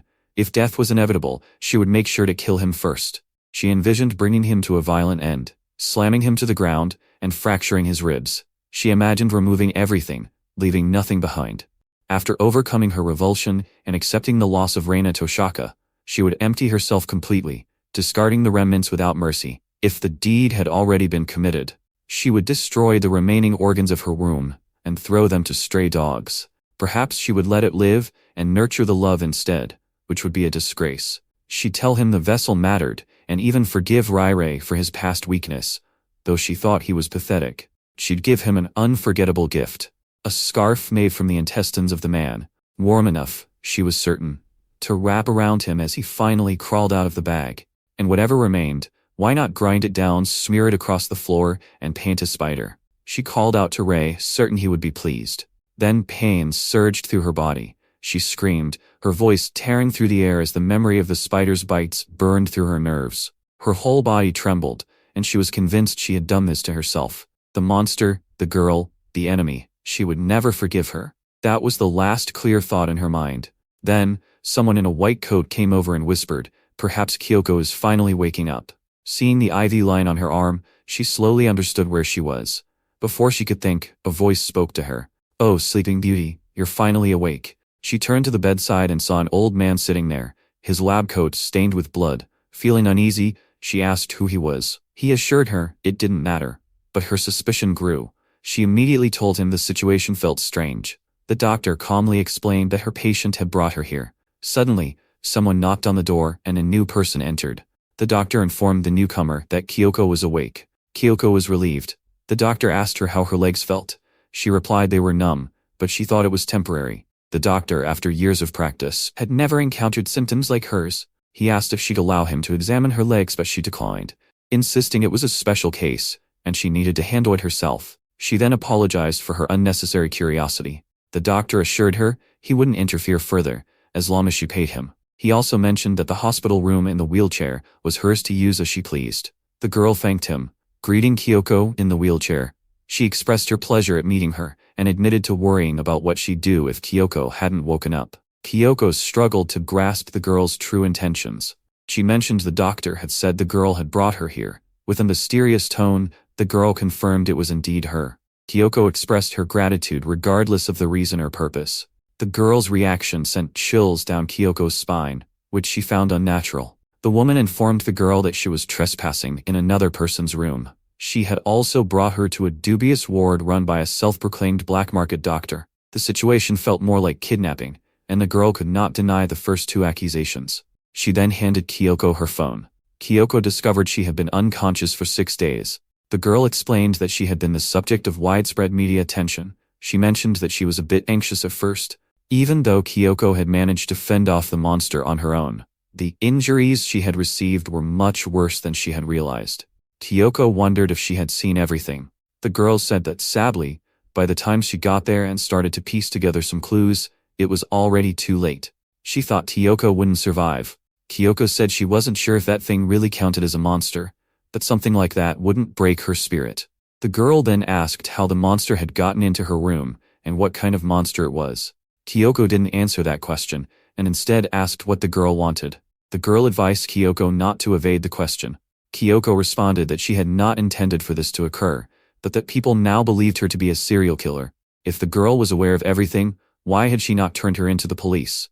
The girl explained that she could not hand her over. When Kyoko demanded an explanation, the girl reminded her that Kyoko had seen the monster. She then asked if Kyoko had seen a schoolgirl in a black sailor suit. The surprise on Kyoko's face confirmed this, prompting the girl to realize she had struck the truth. She then requested further information. Kyoko recounted how she'd encountered the monster and the person she kept babbling about. It dawned on her she was talking about Ray. Just thinking about him made her blood boil. The girl remarked that Kyoko's luck had also run out. She thanked her for sharing everything, and admitted she now knew more than ever. Consequently, she couldn't hand Kyoko over to the police. Kyoko asked what she planned to do instead. Silencing her was not an option, the girl replied. Instead, she needed a favor. Would Kyoko be willing to help? Seeing Kyoko's confusion, the girl explained her goal was to eliminate the monster. The only ones who knew about it were Kyoko, Rikun, and her. If Kyoko joined her, it would make taking down the monster much easier. Kyoko hesitated to trust this woman, but her hatred for the monster burned brightly. After everything, there was no turning back. She thought of Ray and the girl he'd left her for, how they'd abandoned her. She also worried about her unfinished art, a disgrace to leave incomplete. Finally, she asked if they could truly defeat the monster. The girl admitted some things were secret, but Kyoko's response made her willing to explain. Kyoko agreed, but then suddenly grabbed the girl by the neck and declared she'd be the one to kill the monster. Rayan was her prey as well, and if the girl interfered, she would become another one of her creations. The girl calmly replied that she would leave them to her. Kyoko's hatred and her information, she said, would be enough to defeat the monster. Shiori Karasawa, a former Wheel University graduate, introduced herself. She asked Kyoko to tell her more about herself, mentioning her past as a serial killer. This enraged Kyoko, who told Shiori to stop using that word. She explained she was a blood artist and expressionist painter, capturing both life and its darker aspects. Whispering to Ray, she mused that they should enjoy themselves while they could. She was already excited about what she was about to do. Rai was thinking about how summer was ending, and how he had already lost 2 people he could never replace. Somehow, in the middle of all that, he had grown fond of a monster. Now, as he was under the shower, someone tried to come in. Startled, he tried to stop her. It was the monster. He pleaded with her to listen for a moment, his mind racing with worries about his chastity. Despite his curiosity about monsters, he decided to compromise for now. However, the thought of taking the bath with her was still revolting. He asked if she knew about good manners and relationships. He then inquired about the length of her uniform's wear. She giggled, stepped into the bathroom and began undressing. He tried to stop her, but soon she was down to her underclothes. She then began tearing off her clothes. Rai believed that if he expelled her, she would return. Instead, he picked her up, placed her in the bathtub, and told her to have it her way. He reminded himself to remain calm, as he had not taken a bath since the monster had arrived at his house. Furthermore, she did not appear to be soiled. Could it be that her biology was different from that of humans? He began scrubbing his body, but was shocked when she suddenly hugged him from behind. He attempted to push her away, but she continued to approach him. He kept complaining about losing his virginity, but then she threw him into the bath. That's when he realized she just wanted to have a bath with him. In that moment, she was just an ordinary girl. She began splashing water at him, a reminder of someone constantly on his mind. Moving closer, she kissed him, leaving him wondering what possessed her. Simultaneously, he reflected on his long-suppressed feelings. Could this be the moment to release them all? Before he realized, he found himself wrapping his arms around her. Rai thought he'd somehow maintained his chastity. If he hadn't faced his own fears back then, the memory of the bathtub overflowing would have haunted him. He asked the monster if she had any clothes. He told her to hold on a moment while he looked for something that would work. But to his utter amazement, she just started spinning a dress out of spider silk, weaving it around herself with such skill. Once she was all dressed, Rice was left staring in disbelief. He asked if she had really knitted her dress from spiderweb. Instead of answering, she suddenly leapt towards him. Startled, he told her to wait. He still needed to dry his hair properly. The sound of the hairdryer made her shriek and dart behind the door. Laughing softly, he dried his hair and asked if she was afraid of hairdryers. Finding the situation oddly amusing, he teased that if she disliked them so much, she could simply avoid bathing. Even as the thought crossed his mind, he realized how embarrassing it was to be having this conversation in the bathroom. Slowly, she came closer this time, ignoring his protests. They kissed. In that moment, Rai realized something. When he touched the monster, she seemed happier than ever. Perhaps it was he who was content. He could no longer discern the difference. College had finally commenced. On the first day during the lunch hour, Rai found himself reflecting on the welcome feeling of returning. His morning lectures had concluded. The campus was filled with animated conversation, complaints about assignments, and the familiar hum of student life. Nothing had changed. The same cafeteria, the same Neapolitan cuisine, the same tranquil routine, but something just didn't quite feel right. Even though everyone around him was cheerful, a strange feeling of unease started to creep into his chest. It was like there was an invisible person watching him. Was he scared? The thought made him feel uneasy. That's when he saw a reporter walking up to a group of students, asking if he could talk to them about the recent strange serial murder cases. He seemed to be looking for someone who knew the victims. Rice quietly thanked God that the police had kept his information secret. Otherwise, officers would have surrounded him by now. The reporter asked about Kyoko's boyfriend, and Rai realized his social circle was vastly larger than his own. He wasn't surprised no one mentioned him. Most didn't even know he existed. Uncle Daoki's words echoed in his mind. Sometimes information vanished because of just one person. Still, Rai couldn't shake the feeling the truth would eventually surface. A ripple of whispers spread through the cafeteria as a new student entered, and students murmured excitedly. They described him as handsome, likening him to an idol or actor. Some speculated about the type of celebrity who would enter a place like this. When Rai finally looked at him, his breath caught. The boy had hair that shimmered between gold and silver, a striking contrast. His red eyes, like drops of blood, sent a shiver down Rai's spine. He was beyond comprehension. Naturally, people stared and whispered, but to Rai it felt like witnessing a familiar kind of isolation, the beauty of someone buried in war. For some reason, the sight echoed the monster's words, her body and soul frozen in one place. The boy approached Rai directly. "I found you," he said quietly. After a pause he added, "But it could not be you." Without further comment, he turned and walked away. Rai stood motionless. The boy appeared human, yet the moment their eyes met, Rai felt strangely vulnerable. A profound sense of déjà vu washed over him. Then it struck him. The aura, the presence, was unmistakable. A monster. The white-haired boy was definitely a monster. Rai couldn't stop thinking about him, especially the way his lips moved when he spoke. It unsettled him deeply. Before leaving, he promised they'd meet again. He even missed his afternoon lectures just to avoid the reporters, but more than anything, all he could think about that afternoon was a single sentence the strange boy had spoken without sound, just moving his lips. "I will see you again." The memory clung to him. The more Rai thought about it, the more certain he became the boy was searching for something. When their eyes met, it was as if he'd found it. Yet he immediately denied it, insisting there was no way it could be Ray. That contradiction made no sense. Why promise they'd meet again? Rai knew a few things for certain. The boy wasn't a college student. A person with such a striking appearance would be instantly noticed, and rumors would spread like wildfire. However, aside from the students in the cafeteria, no one else seemed to have seen him. More importantly, he was a monster. Lost in thought, Ray spotted a woman seated in a wheelchair. He froze and noticed she was mumbling to herself, her lips moving endlessly as if reciting something only she could hear. A strange thought crossed his mind. Is she waiting for me? He quickly dismissed it, convinced it was impossible. He was too shaken by the handsome boy he'd seen earlier to be paranoid. As he passed her, she was still mumbling. Rai reminded himself not to overthink it, and not to judge a book by its cover. Then she called his name, Ryun. When he turned around, she was looking directly at him and asked, "Are you Recon?" Panic surged through him. Only 3 people had ever called him that name: his deceased friend Junior Akutsu, Uncle Daisuke, and Kyoko Yashimiro, who was missing. Without a second thought, Rai turned and ran. He didn't stop until he reached the train station. Gasping for breath, he glanced at the timetable. The next train would arrive in 10 minutes. He clenched his fists and realized he had to leave. He had experienced enough unusual encounters to last a lifetime, and something about the woman filled him with an unshakable sense of dread. Finally, the train arrived. After boarding, he collapsed into a seat and let out a long sigh of relief. He had escaped when the woman's face resurfaced in his thoughts.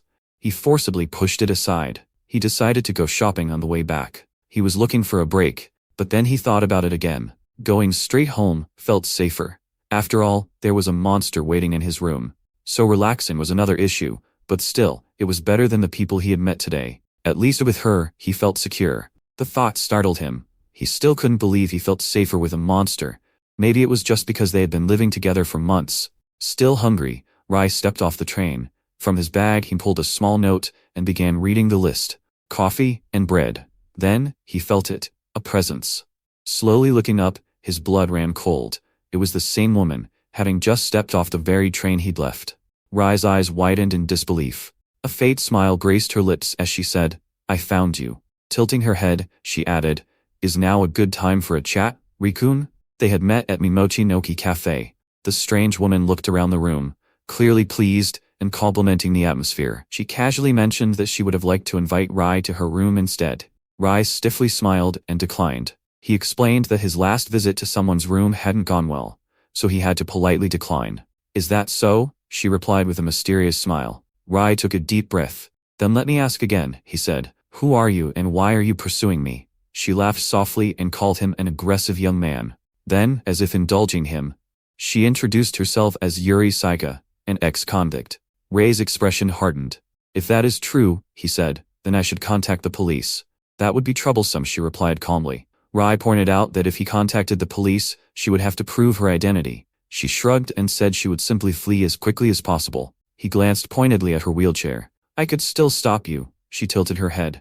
"And what if I begin screaming?" she asked lightly. "What if I accused you of molesting me?" Rai stood abruptly. "Don't," he realized then. This woman had never meant to give him a real name. The conversation was pointless. Just then a waitress arrived and served their drinks, thanking them for waiting. Rai returned the courtesy watching his polite exchange. Yuri smiled teasingly. "Is that kind woman your type?" she asked. Rai sighed. He explained he was irregular and asked her to stop teasing him. "Oh, it's not fascination," she replied. "It's the opposite. She's not my type at all." Rai leaned forward. "I agreed to meet you because I had no choice," he said. "You wouldn't stop chasing me. So if you won't tell me your name, at least explain why you wanted to meet me." She stirred her drink slowly. "You just look like someone I was searching for," she said. "That's all. Nothing more." "So why do you act like a mad woman?" Rai asked. She smiled. "I do that when I am excited. Sometimes it can cause some confusion." As she spoke, Ray took a closer look at her. She looked rather awful, but there was something else about her that stood out. It felt like looking into a deep, dark abyss. "Then tell me this," Rai said softly. "How did you know my name?" More precisely, he added, "My nickname." Her eyes lit up. "Does that mean you are the Ray-kun I was searching for?" He paused. "It is possible," he said. "Others might have the same name." She shook her head. "Ray is the nickname," she said. "Plus it is the essence that is connected to your body." Rai froze. She continued calmly explaining that when she compared the conditions before her with the information she possessed, Everything aligned. Ray interrupted. Is clinging to me? She smiled. You talk too much. She reached into her wallet, placed some money on the table, and said she was pleased with her easy achievement of her goal. Then she glanced down at her legs and murmured, I want to get back to my room as soon as possible. However, they were still like that. You didn't answer my questions, Ray said. I only asked for his time. I never said I had to answer every question he asked, she replied. Her gaze sharpened and became knowing as she looked at him again. I'm certain we'll meet again soon. Until then, take care of yourself. Then her tone darkened. It's a pity, she said softly, that nothing will remain for you until then. Rai stiffened. If you want your life back, she continued, kill the monster woman who has possessed you. You've been intimate with her, so killing her with your own hands should be easy. Her smile widened. You will regret it. She told Rai to carefully consider who was a friend and who was an enemy. Then she handed him a piece of paper with a phone number scribbled across it. It's my number, she said. If you change your mind, please get in touch. Rai glanced at it quickly, then replied coldly, I'd rather never see you again. Just as he was about to return it, he noticed a photograph on the back. His hand paused. What's this? As he realized it was the same person who had come to his college earlier, her smile widened. Your reaction is interesting, she said. So I'll reward you with some advice. She informed him that the man in the photograph was extremely dangerous, a genius who could manipulate people from within. She warned him not to let him inside his mind, and then left. By the time Ray reached his apartment building, his body felt unbearably heavy, as though his limbs were made of lead. As he climbed the stairs, a thought repeatedly came to mind. The strange woman and the man from earlier felt disturbingly similar. He could not understand either of them, nor their true intentions. Opening his apartment door, he found the monster girl waiting on the floor. Gently tapping her head, he said, I'm home. Her face lit up instantly, and she leapt onto him, wrapping her arms around his neck. A sharp sting followed the initial pain, but then a rush of pleasure washed over him. She pushed him down and sank her fangs into him, drinking his blood as if it were the most natural thing in the world. It had become a regular part of their lives. Yet as she fed Ray, he remembered the strange woman's warning. He knew she wasn't ordinary. She was well versed in monsters, yet a part of him remained skeptical of her. Had she truly committed a crime worthy of death? He wondered. He owed her more than just gratitude. There was a bond between them. The thought of killing her filled him with guilt. Suddenly someone barged in, interrupting his thoughts. Excuse me for the intrusion, the man said politely. Ray's blood ran cold as he looked up in shock. The man smiled warmly. Good evening, he said. It's a pleasure to meet you both. He introduced himself. My name is Louis Mojo. Rai stared at him, disbelief etched on his face. Ray demanded to know why Louis was there. Louis calmly glanced around and suggested they move to the living room, saying it wasn't the best place for a conversation. Rai followed him, irritation bubbling over. What the hell do you think you're doing? He snapped. Louis opened the door and stopped short. Spiderwebs stretched from wall to wall, covering the room. His eyes sparkled with curiosity. What a fascinating place, he mused. Is this your thing? Rai's face turned red with anger. No, it's not, he snapped. It's something else entirely. Just then, the monster appeared behind Ray and gently grasped his arm. Ray froze. She usually vanished when someone else entered.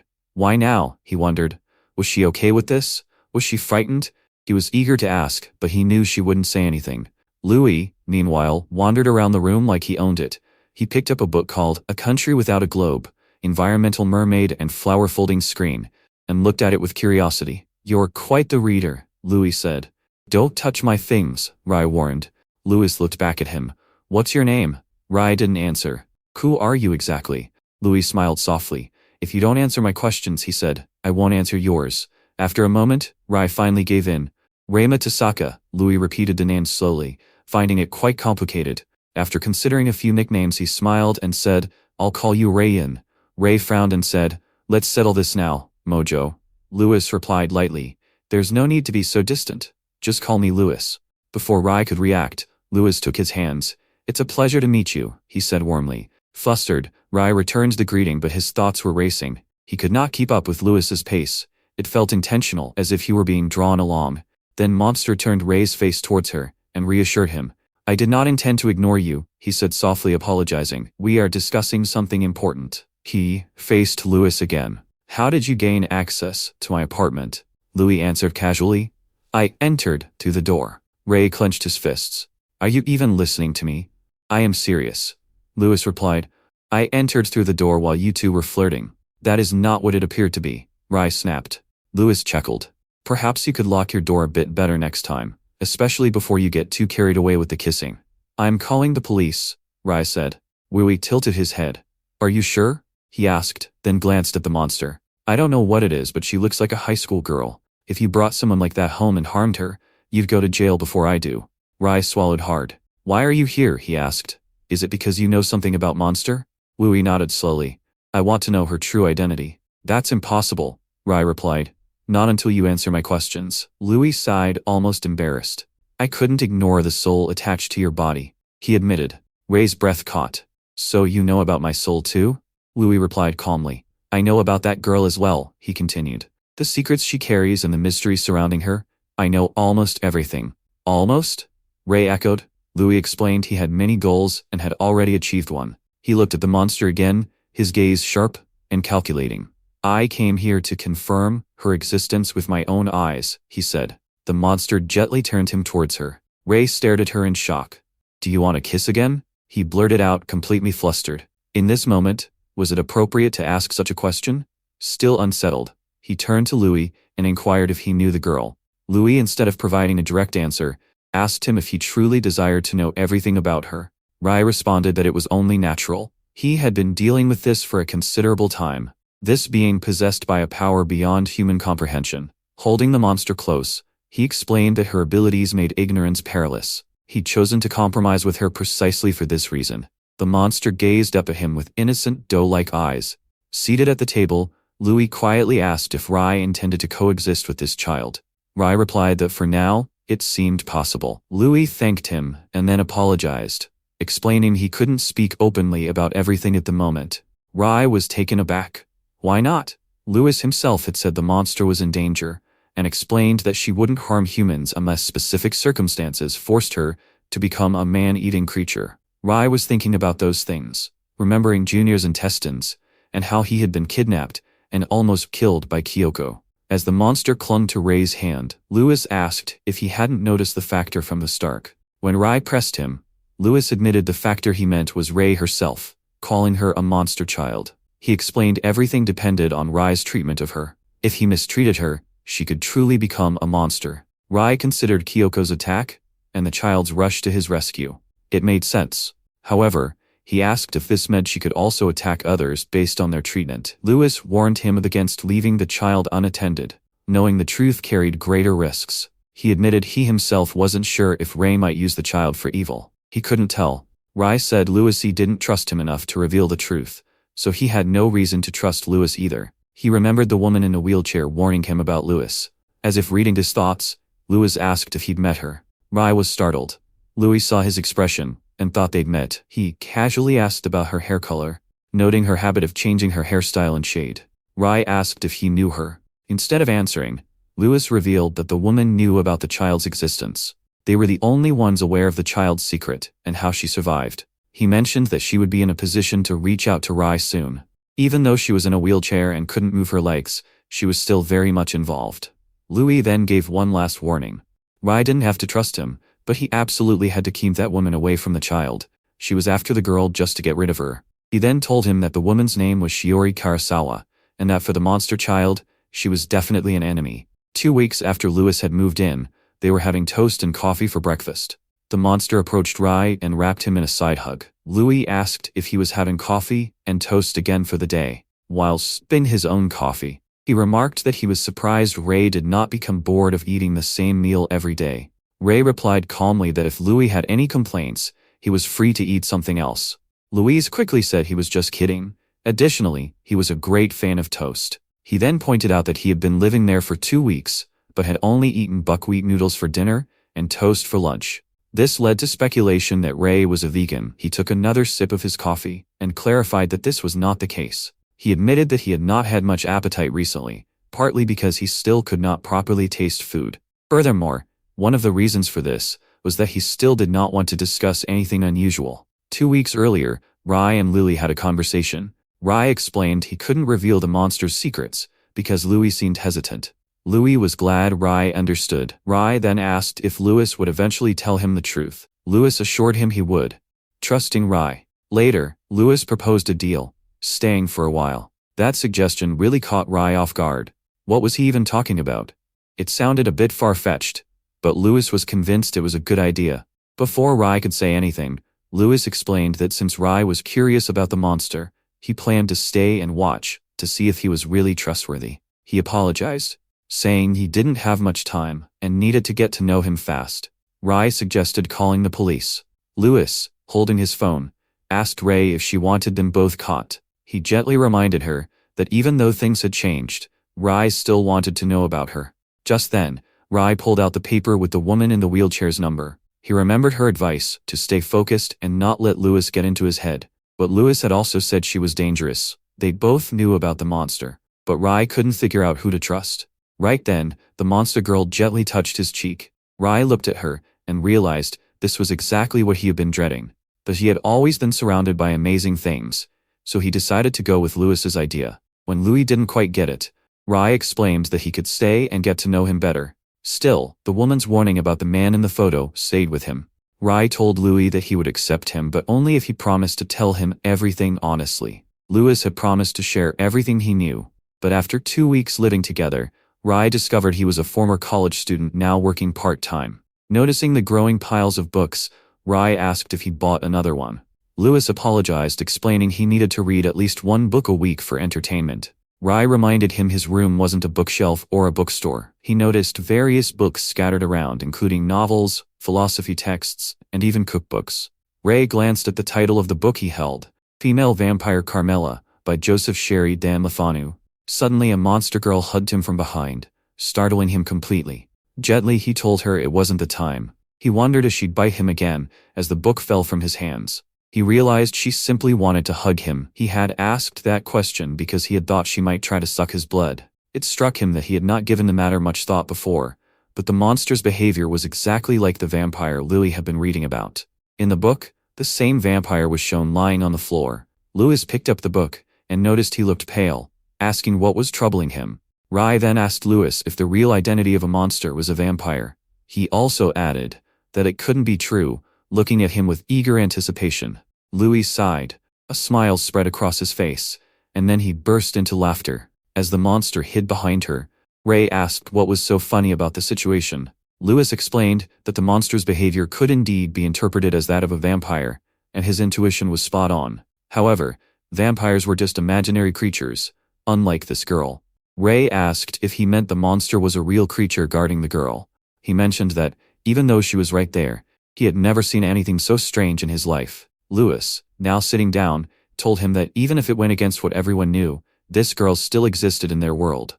Plus, they weren't made-up creatures like vampires and dragons. However, the question lingered: where had this child come from, and how had it ended up in their world? Rai pondered all this. Considering creatures not part of their reality, and beings believed to be non-existent, yet impossible to prove absolutely non-existent, seeing him lost in thought, Louis reassured him he didn't need to overthink it, and then asked how much his reality matched actual reality. Gazing at the monster, Ray realized she seemed like a delicate girl, yet was also the largest spider he'd ever seen. This revelation meant a creature resembling a girl truly existed. Ray's attention was drawn to news reporting from the scene of an event. Louis switched the channel, suggesting a change of pace. Ray switched it back to the news, reporting on a space probe landing on Earth. Some of the materials brought back suggested extraterrestrial life, including organic matter and large amounts of methane, indicating the possibility of life beyond Earth. Ray gripped his shirt as the thought of life outside the world registered in his mind, though he thought it was impossible. At that moment, he realized she wasn't a fantasy creature. Despite her vampire-like appearance, she existed even though it was impossible in reality. Her mysterious behavior made him think there was a purpose beyond human comprehension. Louis tried to take the remote, but Lou wouldn't let him. Turning to Louis, he asked if he could ask a question while he read. Lou asked what it was, and Rai wondered if the monster had come from outside Earth. Louis, who had been reading, looked up, closed his book, and walked towards the window. He opened it, letting in the light. Rai called his name, and Louis commented on the lovely day, expecting Rai to agree. However, Louis revealed a surprising truth. The child born on Earth was actually an extraterrestrial being.